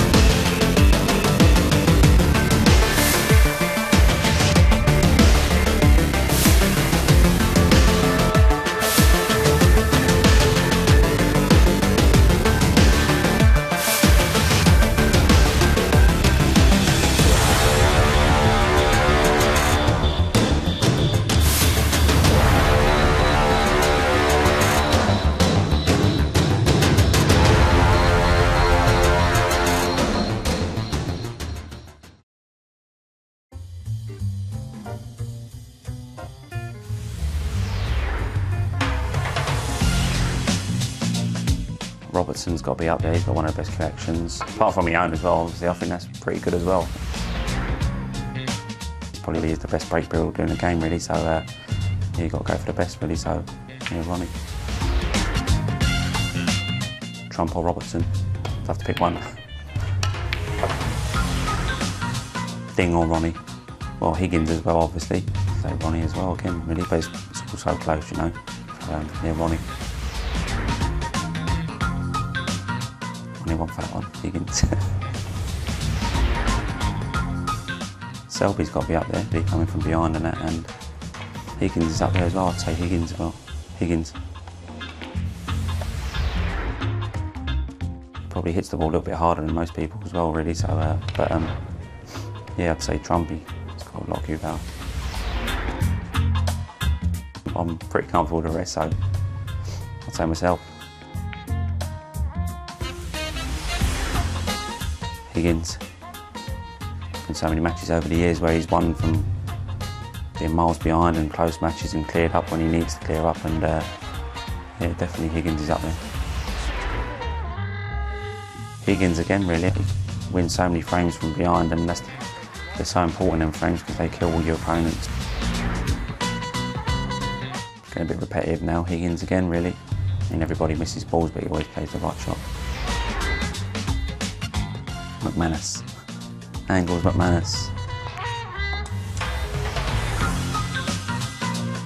Ronnie. Seems to blow, well, once he gets ahead, it just seems to get stronger and stronger, really.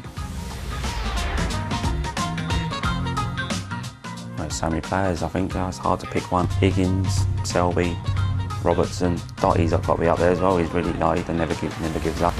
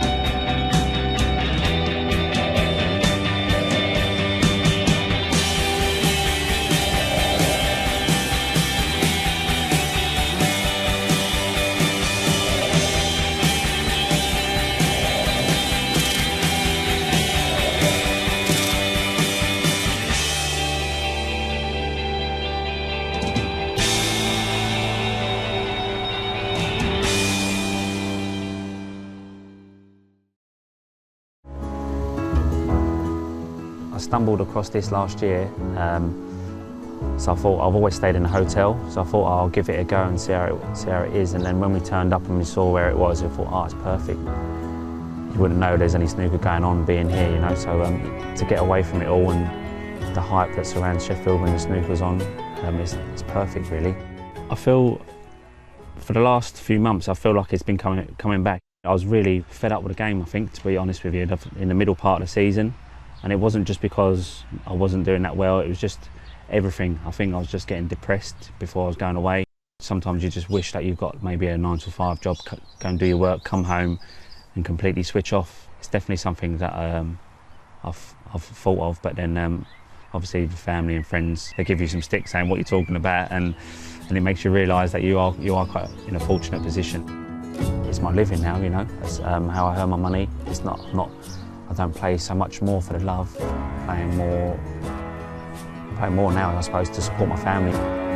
Sometimes it's hard to keep telling yourself that you're up there for a reason, because of good results, and you are like one of the best players in the world. It's something that I find hard to say to myself, but I have to keep, I suppose you've got to keep telling yourself that in order to believe it.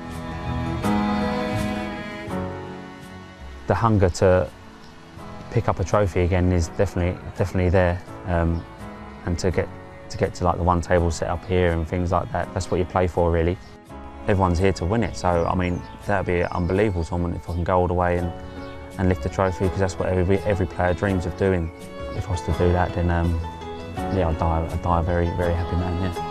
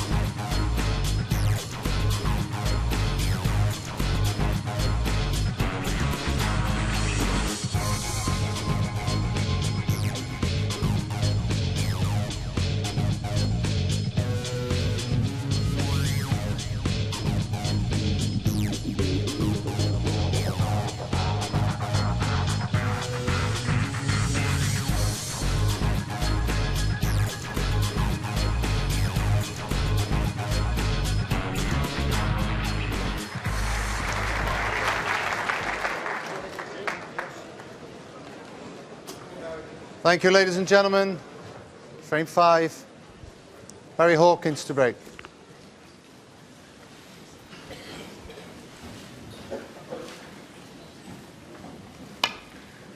Mid-session interval over.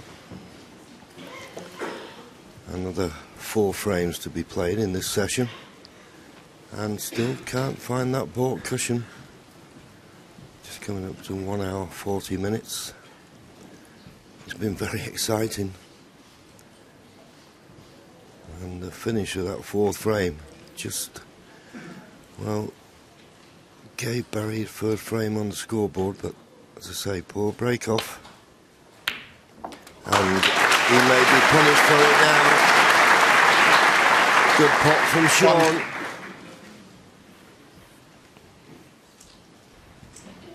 The pace he plays these, John, you know, I always like to see a player play a shot for something rather than a shot for nothing. And of course he's played that purposely to finish on blue or baulk colour. And absolutely finished nicely on the blue, can play round the back of the colours and be on choice of reds. Didn't necessarily play for one in particular there. If it's too hard, he's on the one on the left. If it's too short, he's on the one on the right. 6. Just stopped in time.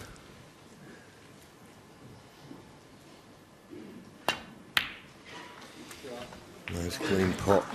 7. Using the rest. We know it's an implement that a lot of players don't like using. I'd like to play a little can, those 2 reds just above the black, but he's too straight for that, as you can see.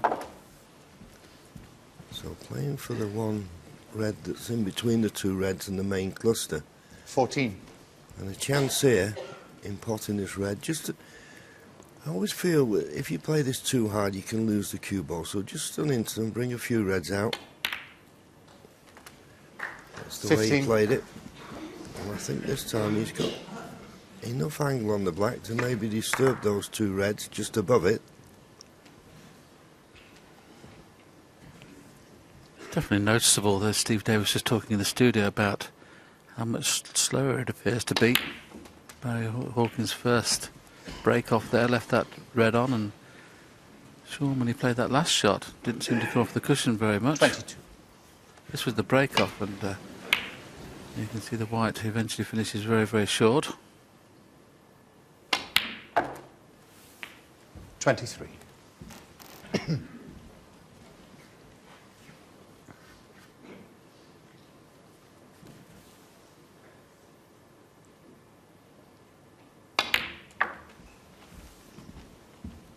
Just playing for the loose red, the one to the right of the pink. Played it 28. nicely. Now if he's got a nice angle, he'll run through and play for the black. He may even have an angle where he could run into the 2nd red and leave the pink to the middle, but he might be able to just nudge that red away and be on the pink. Well, the pink 29. goes into the opposite corner. So that made things a bit simpler.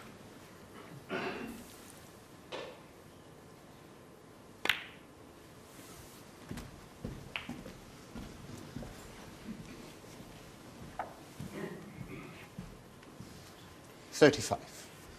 Now, will he play the screw shot here and come off the side of the reds? No, he's just playing a run through. Got to be careful here.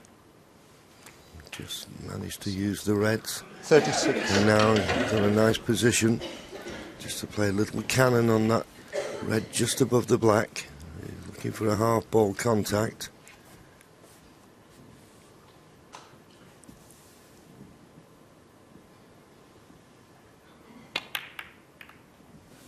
Played it nicely. And one of those situations now, Will, from break building 43. point of view, if you pot 1 red, you clear another. Just nice, close control needed. These are on the side. 68 is his target. 44. He break builds very quickly when he's in and around the balls. Okay, his shot time is at 24 seconds at the minute, but that's because there's been a lot of safety play being played. When he's in full flight, he'd be around 19, 20 seconds. 51.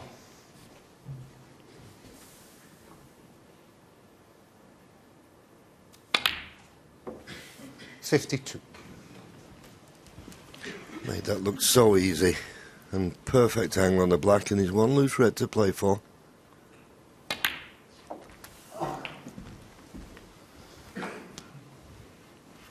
Little surprised he didn't 59. try and finish low on that black to pot the red and bring other reds into play. The only reason I'm saying that because the pack is not ideal.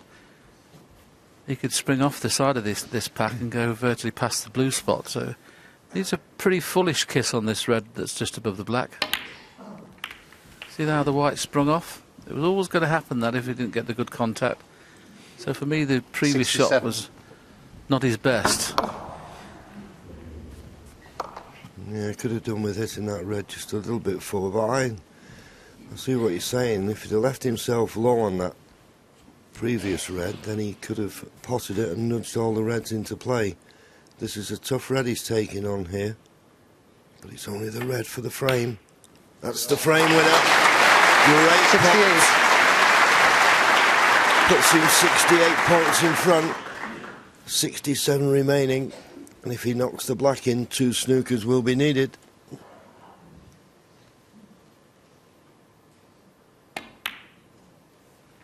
Now the only thing that's been missing from this match so far is a century. We have an excellent chance of getting our first century in this first semi-final. 75.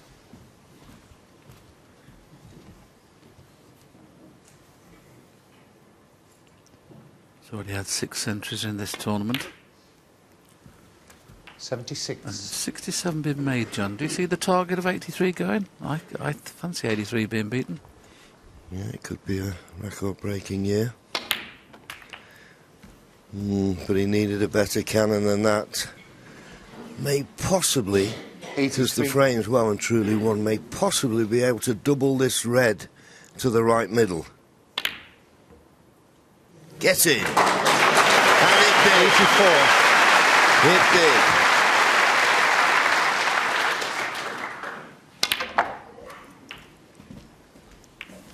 That's not a bad kiss. So 91. 91.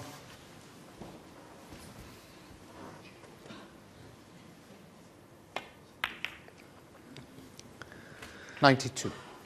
He's got a little bit of work to do now off the blue. I thought this red's on to the left middle. If he can get behind it, he's got a lovely line.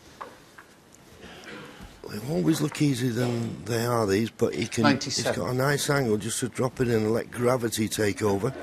Well, he doesn't fancy it, you see. This looks a lot more difficult. It's in. It's in. So pop the cover and make the 68th century. Wonderful. Wonderful. And we're getting ever closer. Our sponsor, Betfred, 105. promised when the 70 century break mark is being hit. Oh, well, it's a pity, but we've done it. £25,000 will go to the charity, so we're only 2 away. But more importantly, what a break that was. From one shot from Barry Hawkins, a poor break-off, that's all it takes. 4-1, Sean Murphy. And going back to the previous frame, John, just before the mid-session interval, we said on commentary, or I mentioned that the enough was on, and of course Sean couldn't really do anything about it. This is black ball game. Barry had a go at the black, missed it. Now, because the white's so close to the cushion, he can't do anything but play ball. Yeah, if you could get your hand on the table, you could probably play the trace aside. Black went right in the middle of the pocket, so the enough was on, and look at Barry's expression. Well, he needed a frame. At least Sean can see the funny side of it. But in all honesty, Willie, Sean should have had that frame sewn up well before the black. Absolutely. I mean, that's what they talked about in commentary, wasn't it? It should have been definitely 4-0. As it happens, he's won the first frame after the interval, so he won't feel... He'd have probably forgot about that black now. Thank you, Sean. Thank you, ladies and gentlemen. Frame 6. Sean Murphy to break. Sean Murphy breaking off in frame 6. 3 more frames before the first interval in this match, and I would suggest that Barry Hawkins would be pleased to get out of it 5-3 the way he's played. It needs to win 2 of the remaining 3 frames to do that. Yeah, it's a much better break-off shot from Sean Murphy. I was just going to say, we're getting near the 70 mark, and the sponsors have promised to give an extra £25,000 when we get to 70 centuries for the Bluebell Wood Children's Hospice. A lovely gesture, and we're only 2 away from it now, so I think that's money in the bank.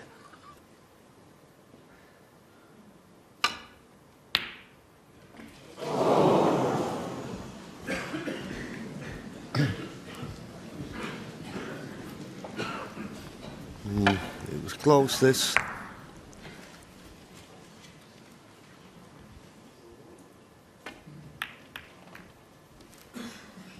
That's the other thing I notice nowadays, Willie. I mean, remember the days you'd play someone like an Eddie Charlton or someone like that? There's no way they'd clear the black, would they, for both corner pockets? If the black was tied up, that would suit their style of game, and they'd just run off the main bunch and play safe. But now, either player, every chance they get, are trying to bring the black into play, so if they do get an opportunity, they can win the frame in one hit. That's what we always talk about break building, isn't it? You know, if the black and pink are tied up, you know, get them open early.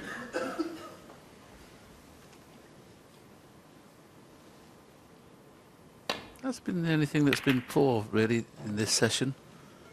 Safety play has not been at its best, but they get, you know, it is a brand new table virtually. Cushions have been changed, cloth's been changed, table has been put in the middle, and as Steve Davis alluded to in commentary in the studio, you know, players are struggling to find the bought cushion. Look at that safety success from Barry Hawkins, 69%. He's got to up that. And if it was a safety battle, John, you'd fancy Barry Hawkins to win it, wouldn't you? Under normal circumstances, yes, I'd agree. He'll be pleased that Reddy played safe off there, went tight to the right-hand side cushion. He could well have left that. It won't tempt Sean now, though. Are you sure? Not positive. He's going for this with running side round the back of the black. Why are you not listening? Well, I'm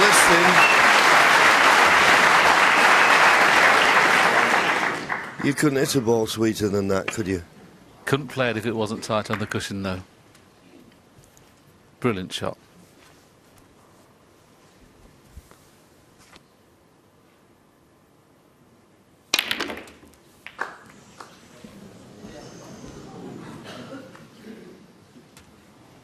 Well, I was a little bit surprised he played with that much pace, but as it turns out, he's on a red to the middle, OK. It's a tricky one, but he doesn't have to do much with a cue ball. The problem was there, he hit the wrong red. He just flicked a red before he made full ball contact on the second red. But this red, as I say, goes to the middle. No. Didn't have to do much with the cue ball. He'll be disappointed now after that tremendous opening red.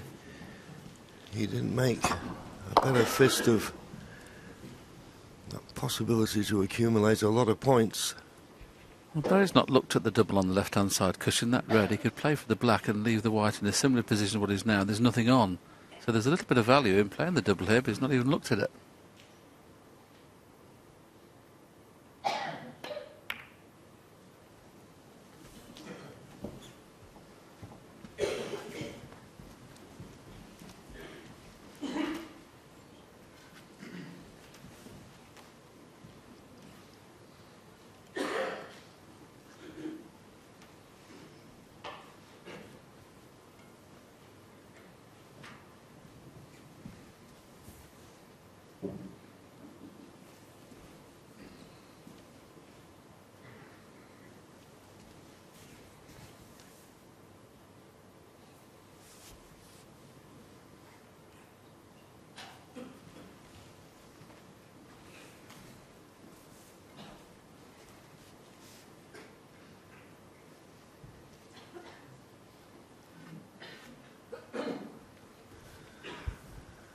Because he's tight to the top cushion. He can't get the cue ball back to the top cushion, so he's looking for a red that he could possibly roll up to, leave it safe.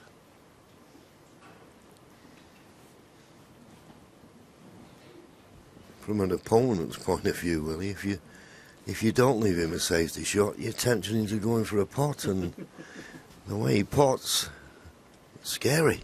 I must admit, playing Judd or Sean at the minute, he'd be a hard task to get him safe. Misjudged that one though. Yeah, there was always a danger of double kiss, and as you can see, Barry can clearly get through to this red. Black available into both corners.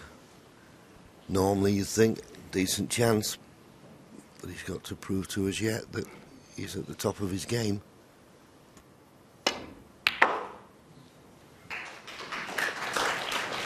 One. Didn't want to risk playing for the black, so back up for the blue. He's a bit straight on the blue, but shouldn't cause a problem.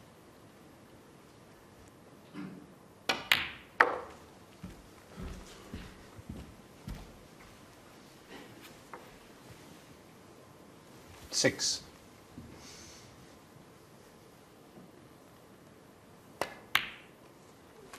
Seven.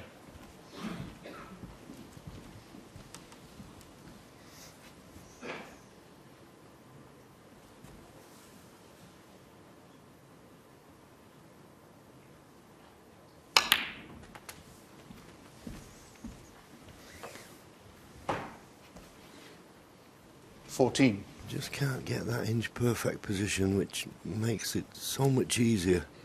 You get a good angle on one ball and then get a nice angle on the other, but he's running into the reds here.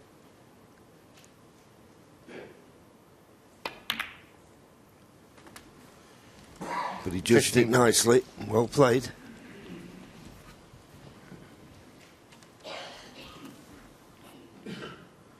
Under normal circumstances, you would fancy Barry to make this a frame-winning break, but these are not normal circumstances. Trailing 4-1 in the first session, a session that you 22 don't want to lose any worse than 5-3.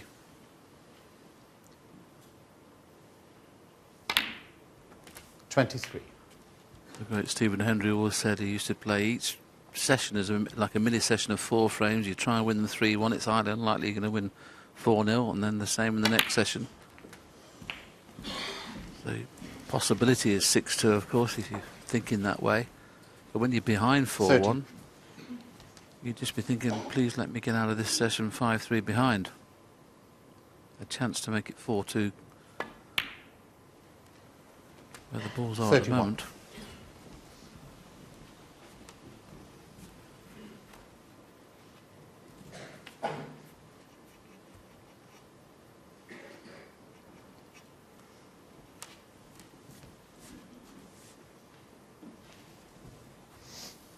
Well, he's got a choice of reds.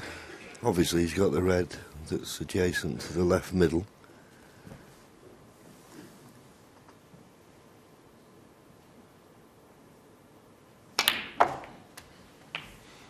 Try to get a little cannon there to develop the reds in the middle of the table. Always knew he'd be on the one to the left middle. 30. Just ran by. If he'd have caught that red that he just ran by there, about quarter ball, he'd have been perfect on a choice of 2 reds to the left corner. Just missed the cannon. But obviously the middle red goes and he can play for the black in the same pocket. 39. Played it nicely.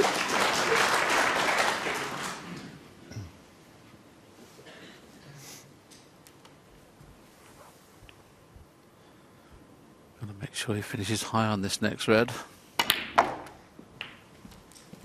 Well, certainly high on the blue after the next red. 46. Just those 4 reds are all in the way of one another. You'd think they're in perfect position, but they're stopping the easy pot, so maybe you have to play some sort of cannon. The one that's to the right of the pink spot, if you finish anywhere near the pink, that red would be available. But you always got to be careful you don't overscrew these.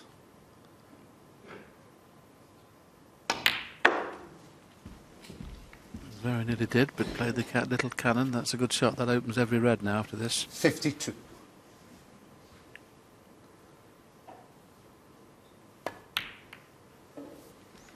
Now the frame 53. now. It is Massey. Key to get past 74.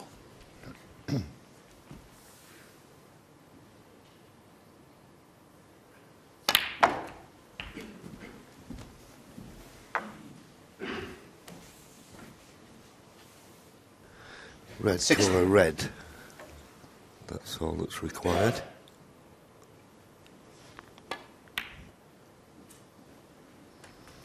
$61.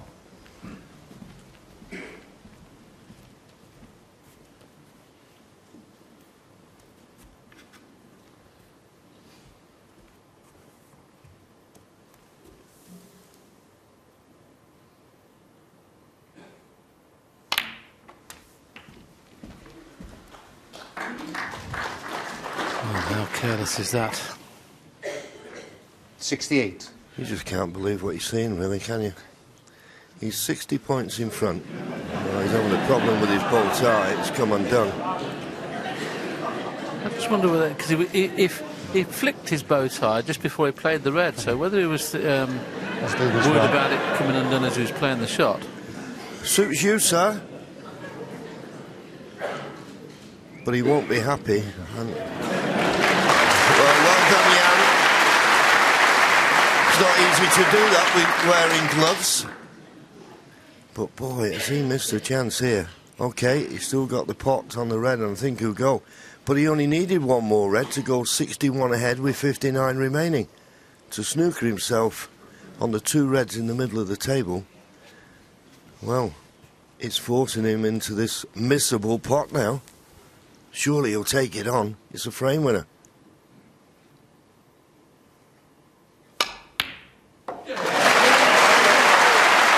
Very well done. 69. Would have been so disappointed to have not been nicely on the red.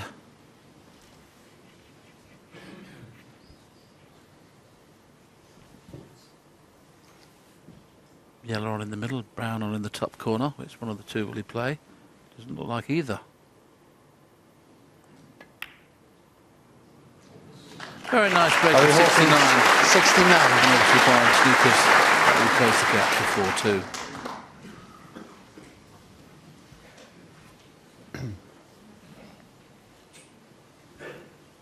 Just trying to work out, John, how you know it's very difficult to dress somebody with the gloves on. Don't try it.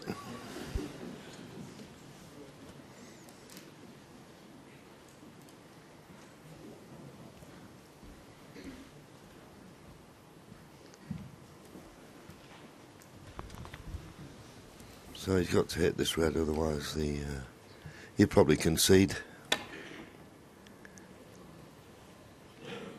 Well, it's a good hit. Not quite safe. And if Barry was to knock this red in, Sean would stay in his seat.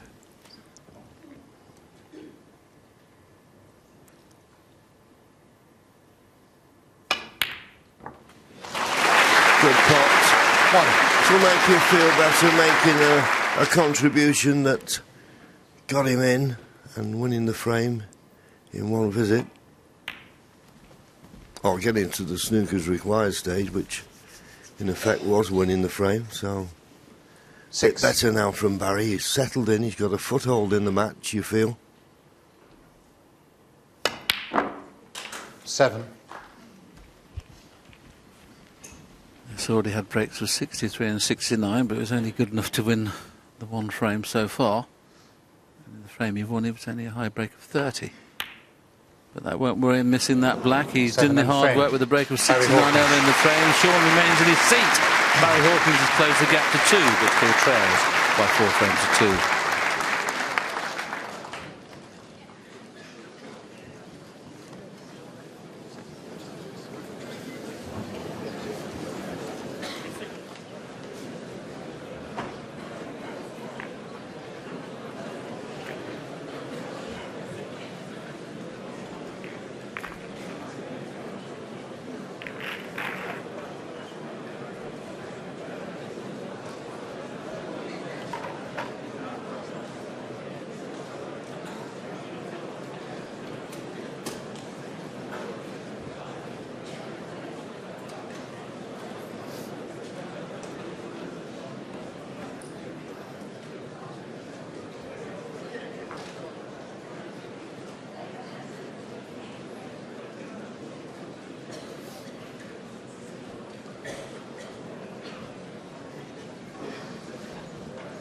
Thank you, ladies and gentlemen. Frame 7, Barry Hawkins to break.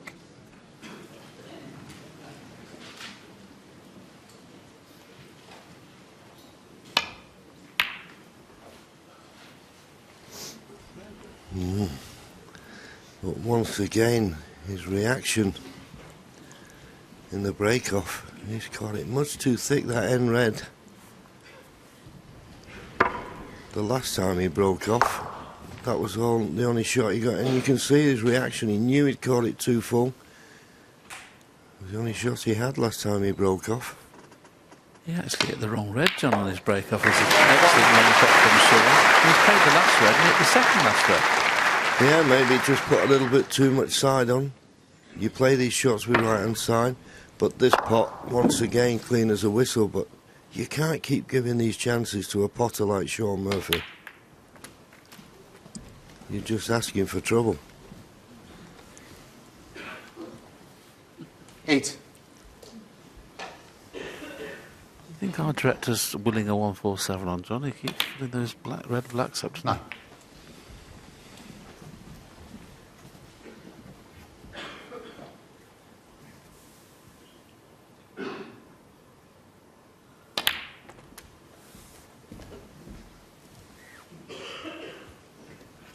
We've already had 5 16. breaks over 140, John. I can't remember that ever happening before. No, some of the high scoring has been 17. just incredible. Now, will he go into him well? He's going to walk it round that front red, and that's probably one of the reasons he's not playing it, because it probably needed to be 2 inches lower, didn't he, on that black, John?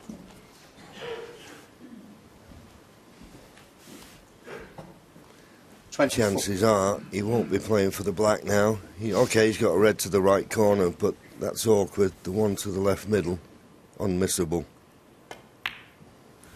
I've never been a fan of this shot, because I think you have to rely on luck when you're playing this shot in the pink, into the pink at pace. Do you not think just miss the pink on the right-hand side? That's the one that most, I would have looked at in our era, but of course they don't fancy that, do they? They just give him a whack. Now, OK, he's played it brilliantly, but, is it bad luck if he doesn't get on one, or is it good luck if he does? Well, I always feel you need a bit of luck when you go into them like that, but I think he's got a nice easy red to continue with. The black's certainly available into the right corner. He's just seeing if he can make the black available into the left corner as well. Just looking a couple of shots ahead. 31.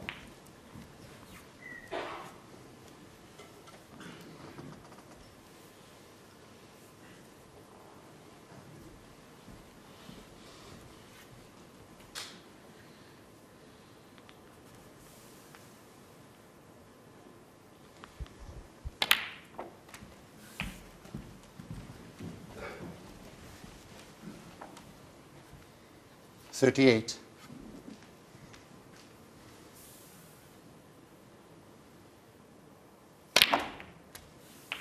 $39.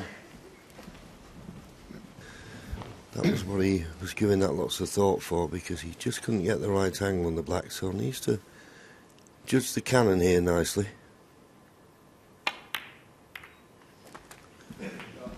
Well, it's okay.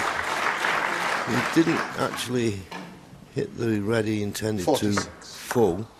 To hit that full in the face, that red, not half ball, but he's just about on this red to be able to play for the black. Stunning round the back of it.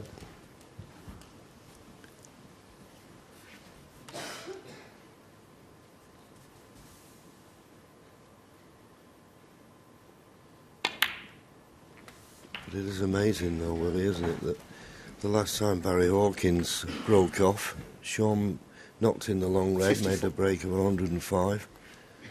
And it's not long odds that he's going to get past that winning line of 71 here. That's when snookers will be required. 55.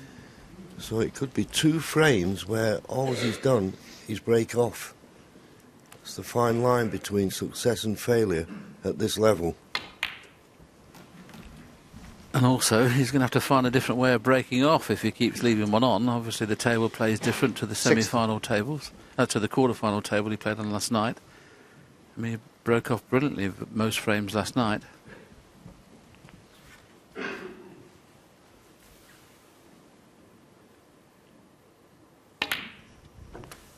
And of course, 61. if Sean wins this frame, which looks more than likely, he only needs the black and one more red. He's certain to have at least a 2-frame advantage.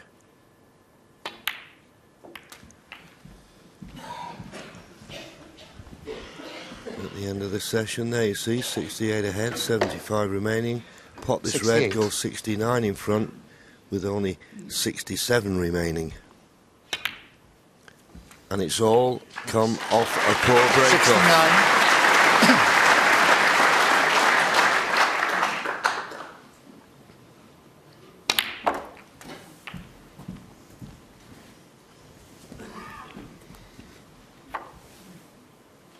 76. 77.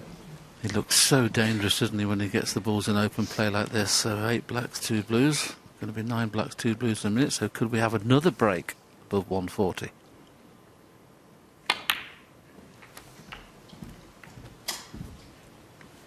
A little bit careless, that. 84. Tricky red now. But a good pot. Okay, not perfect on the blue. Still a bit of work to do.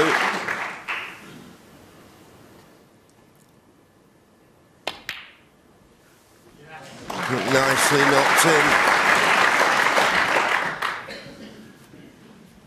90.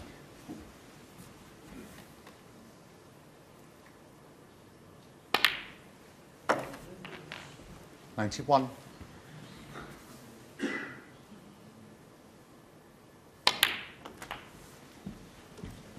Well, that was beautifully played. 98.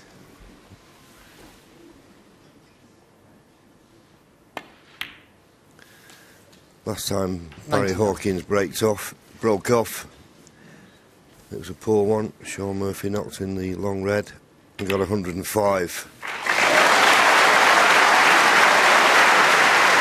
Turn up! That's the 69th century break of this year's Betfred World Championship. 107. Well, we thought we might have a 140 plus break. We won't now. The best we can have is a 138. 111.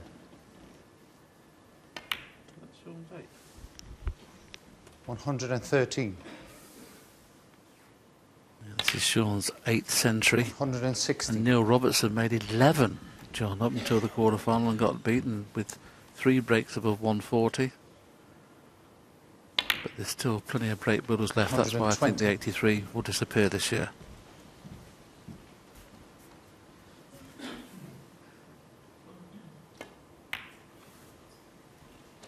125.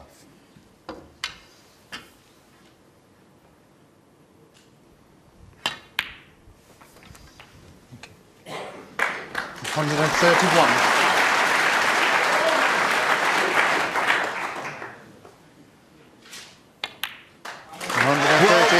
Sean Murphy, clinical. Okay, bad break-off shot from Barry Hawkins, but you've still got to pot the balls. And boy, can he do that. And he now leads by 5 frames to 2. 1 frame to play in this session. Is it going to be 6-2 or 5-3? That will be the question. And you hit the key on the head there, John, the fact that the break-off. We're going to show you now 2 of Barry Hawkins' break-offs. Now, every time he's broke off, he's finished so short, John. Is he hitting the wrong red here? Well, you're trying to hit the end red, and Barry's playing this with a lot of right-hand side. I can only assume he's hitting a little bit harder, and that right-hand side is pushing it, and he's not hitting that end red half ball. He's hitting it full in the face, and he's taking the pace out of the cue ball. And this was an excellent first pot on the red from Sean, and of course he went on to make that break of 105. Now the second break off, Sean, I'm sure he hit the wrong red here. Just look here, he hit the first red first time. Is it the second red this time? Yeah, he's aiming for the end red. The one on the left-hand side. Well, he might have just flicked that second red, but he knew as soon as he hit it, and it's once again the side that's going into the ball, and this time, I mean, don't get me wrong, you've got to knock them in. You've got to be cueing perfect. Final frame of this session. That's the standard set. Superb break from Sean Murphy. I know it's Sean Murphy who's getting the last frame of this session underway, and it's Sean's turn this time. I mean, both players are really struggling with the break-off. I don't know quite why they should struggle so badly. But I think we've had, obviously, 8 break-offs in this match, and I think 6 of them have been very poor. Yeah, amazing. OK, Sean's been a little bit fortunate there. The red that would have been cuttable to the left middle is covered by the green, but there's still a red on here to the corner. There's a bit of pressure on it because of that red to the left of the blue. Got to get this. Oh, and not close, really. And you can always tell when a player's not very confident. Well, he may be saved by the blue here, but when they're not confident, they always seem to give it that little bit of extra hit, don't they? So that to make sure they get in ball. Yeah, and if it doesn't go in, they might get away with it.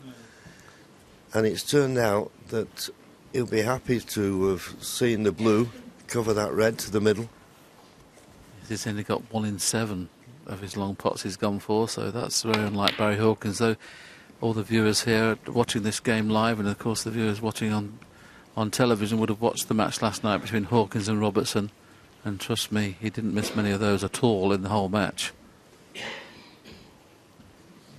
was an awesome game against Robertson. I'm sure Neil will be watching this match at home and thinking he didn't miss those against me last night. Yep, and he doesn't want to risk playing the safety shot here. He's frightened of leaving a pot on, so coming off the side cushion, just trying to nestle into the reds below the pink. Looks to have judged it nicely. The only problem, the white's just sprung away from the pack, and he may take this long red on. I think he can cue this to the centre of the white. Decided against it.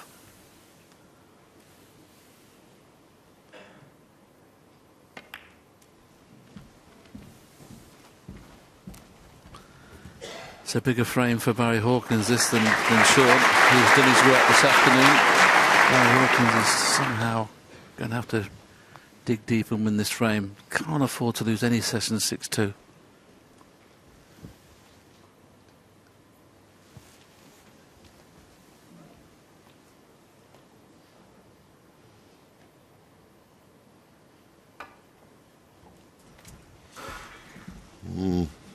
Could have missed the pink. Just about. How did it miss the pink? It looked, for all money as it came down there, it was going to hit the pink.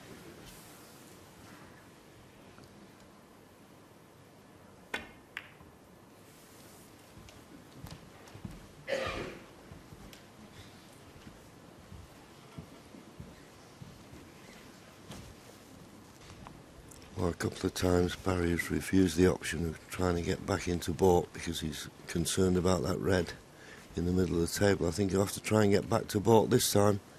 So he's got to catch this just right and have a good line and length.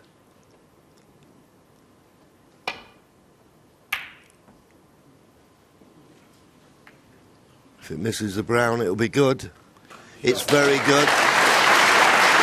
Well played.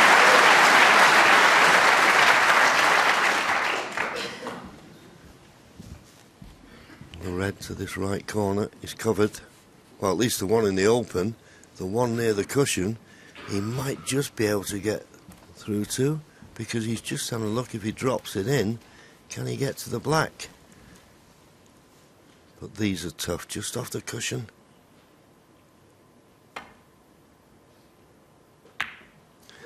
Yep, that's not easy. And he's give Barry a chance here. May have looked a little bit reckless, that pot, but Sean didn't have a lot to go out there. He took a chance of knocking the red in and getting on the black. Now these are key moments for Barry Hawkins supporters. He's the cannon on that red just to the right of the black. Got it, played it well.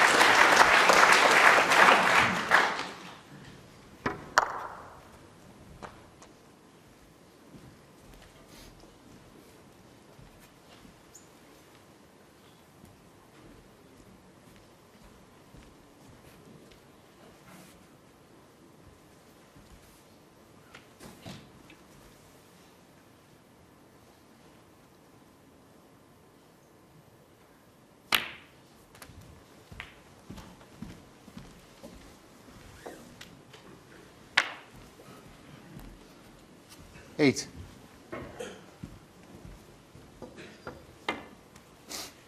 Just love to finish low on the black this time so he can play the cannon into the middle of one of the three reds.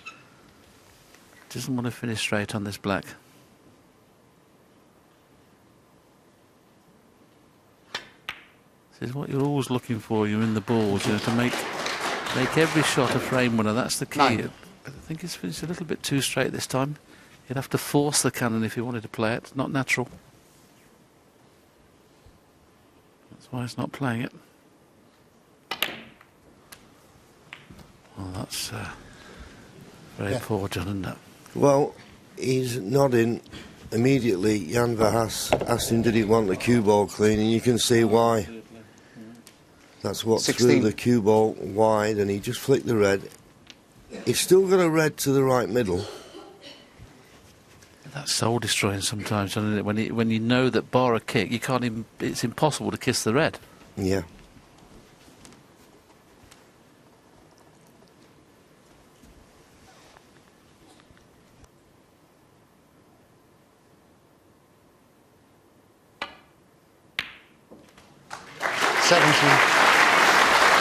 And believe me, when you not on the red you played for, that was a tricky pot.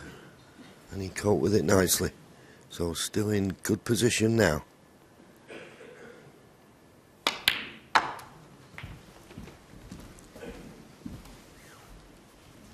And I think we said when he was 3-0 down, well, if he could get out 5-3, he'd be very pleased. He's got a chance to do that now.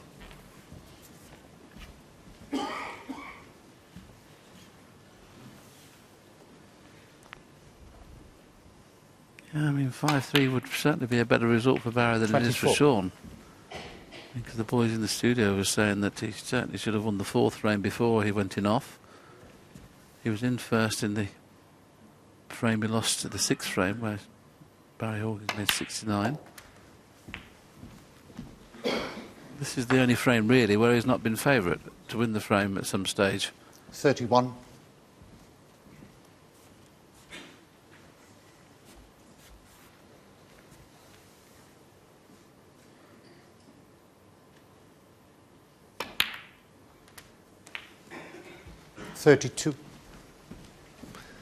That's nice. Just the kiss off the second red. Nicely on the black.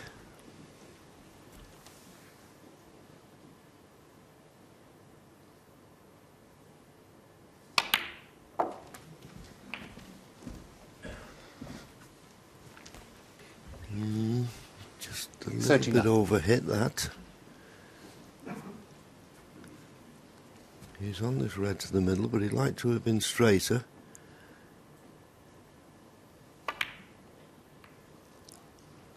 But he's played it nicely. Just managed to get enough backspin on the cue ball to be on the black.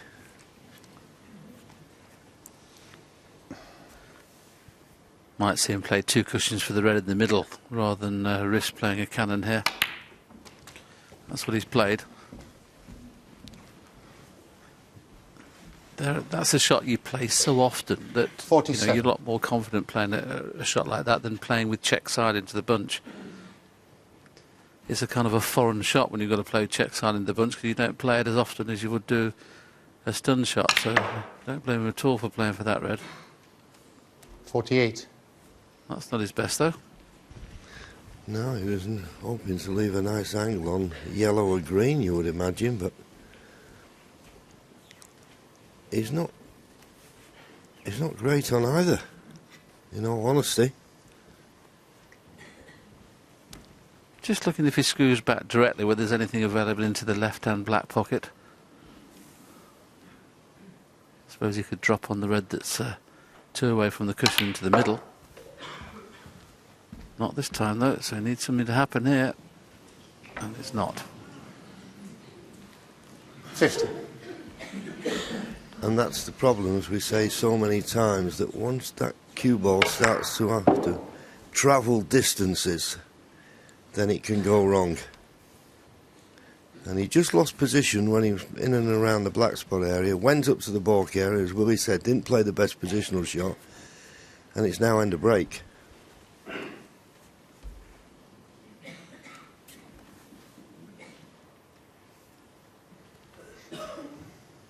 Not too sure whether he can generate enough spin off this red to get the white back into balk. Of course, they'd have to hit the red pretty hard, and of course that means the red's going to be travelling into the black or the other reds.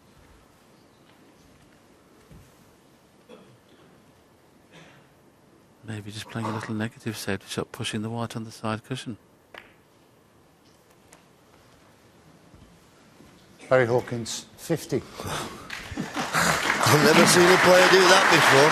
He played the shot and he's putting his hand up to say to the white, stop, stop.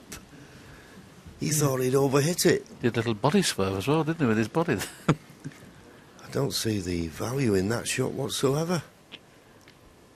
If you finish tight on the cushion, I see the value. Yeah, but not where he's left it.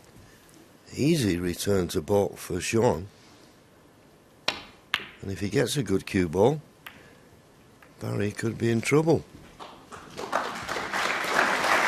Not quite. He's left an easy path back to the balk down the right-hand side of the table as we look.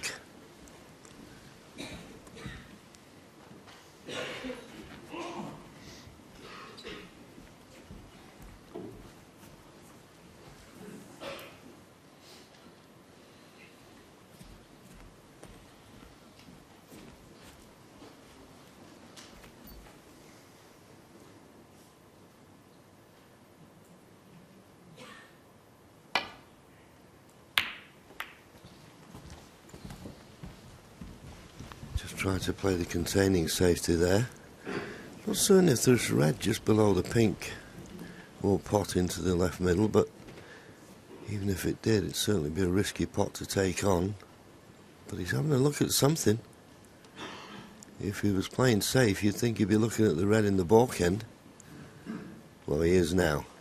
Although this red does pot, but surely even Sean wouldn't be thinking of taking this on, would he?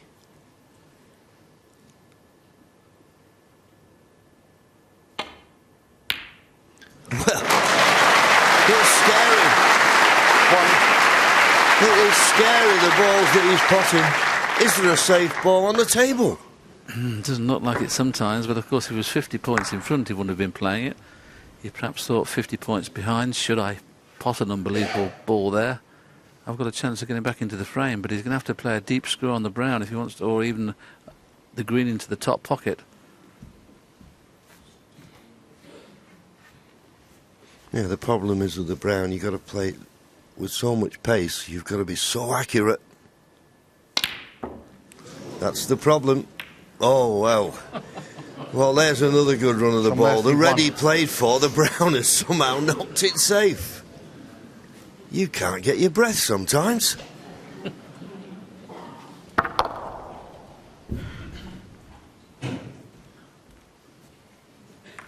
Look at that.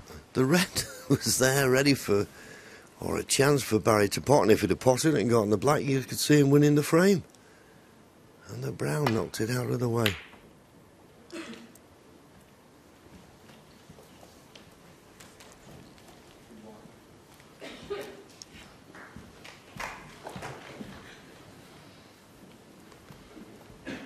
So, Sean's got an opportunity now. These two reds just below the pink. He trying to find a place on the, tight to the baulk cushion, use the green as the blocker. Looks a pretty good line to me. And a lovely length.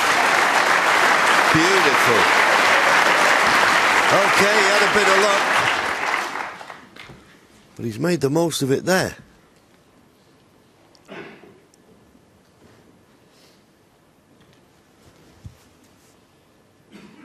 Okay, Barry can probably snick that red that's just below the pink, but he can't play safe off that, because if he catches it a fraction too thick, and we can see there's just an edge of it as we look at the virtual, well, Barry's view. If he caught it a fraction too thick, you'd think certainly he's going to run into the black, and of course the cue ball would stay at this end.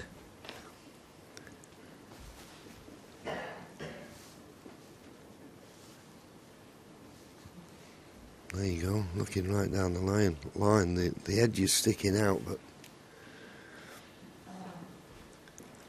as I say, you'd have to catch it so thin. A minute's thinking time. I think I'd have one go at hitting the red that's on the tight on the back cushion, John, off one cushion, and if I didn't get it quite right, because obviously I don't think it pots, but I mean, if he gets this wrong, as you rightly say, it could be very costly. Of course, if he hits it right, it could go in the right corner, but he's got to avoid the kiss on the black, and if he doesn't go in, he could be in trouble. Didn't avoid the kiss on the black, but caught it thin enough not to take too much pace out of the cue ball. Now then, this is a test of cueing. Just needs to screw back 3 inches to be on the pink. We'll be right down the line of this shot.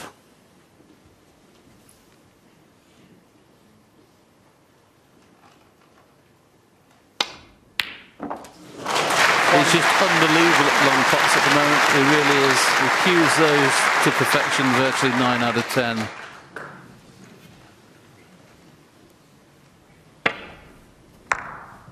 Just brought it back. Maybe another inch, but he still has a chance to bring reds into play or play for that one loose red, whatever he wants to do.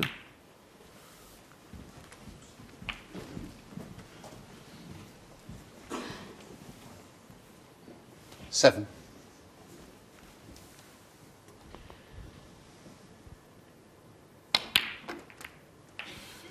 Clever shot. Now this would be made a little bit easier if that red he's just canning into was available into the right corner. I'm not certain it is. We'll have to screw back for the red in the same pocket. And at the same time, if you're going to screw back, why not nudge the other red into play? 15. Well, he came to the table 49 points behind. He's not 60. far off. Becoming favourite now for this frame. Just a couple of good positional shots and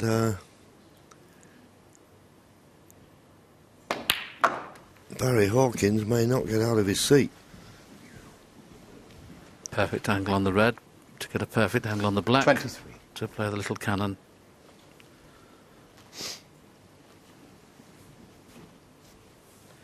It's one of those cannons that can go wrong. Sean's just looking to see in 2 shots' time whether he can hit the outside of the 3 reds near the brown. And that, of course, the 2 reds would be available into the corner. But there's not a lot of room, John, so that if he hits the front 24. red, this could go wrong. He's just going to miss that front red and just flicker the other red away. Not guaranteed to work this. Well, he's got a nice angle, but he's just got to trust. Played it perfectly. Okay, he flicked the other red, but not enough to alter the line of the cue ball and cannon the red that Willie was talking about. And now the frame's there for the taking. And this is the only result, I think, that Sean Murphy supporters and Sean himself could be satisfied with this session, because he's dominated it. OK, Barry's not played anywhere near like he did 32. last night. But this is definitely a 6-2 session, at least, the way Sean's played.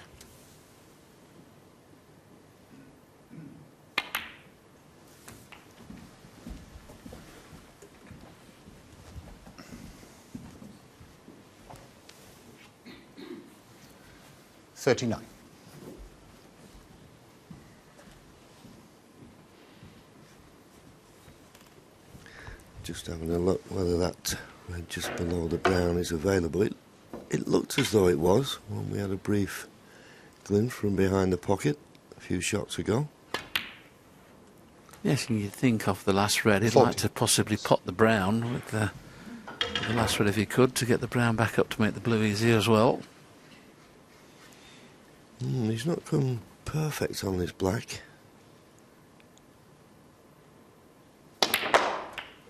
He's punched it in, and he's played it beautifully. He can pot the red now, and I agree with you with it. He probably will think of playing for the brown off this red and get the brown back on its spot.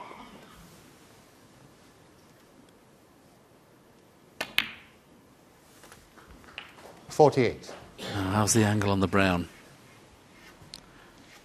Looks good to me. Just screw before the middle pocket. A little bit of left-hand side to widen the angle. Just be careful you don't snooker yourself with the blue. But no danger of that, the way he played it. And that's why I thought he'd risk coming on and off the cushion. He couldn't snooker himself then, but he couldn't have played a lot better than that. Barry Hawkins will be kicking himself. 54. He's cueing so well, he gets into the ball a lot better than most. Yeah, a bit of adrenaline in that shot. Want to be straight on the screen, not using the rest.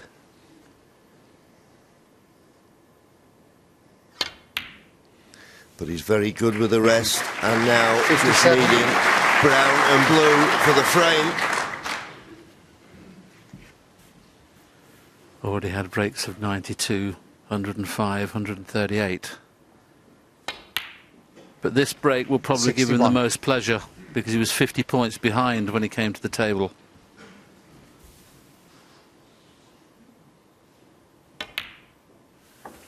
A very good morning's work, or afternoon's work, I should say, for Shaun Murphy.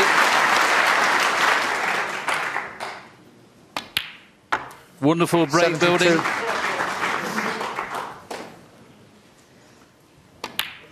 And that final break of 79 is taking Shaun Murphy into a 6-2 lead. Barry Hawkins will have to find a better way of breaking off in the second session. Shaun Murphy applauds the crowd as he leaves the arena. He's very, very pleased with his afternoon's work. It's 6-2 to Murphy.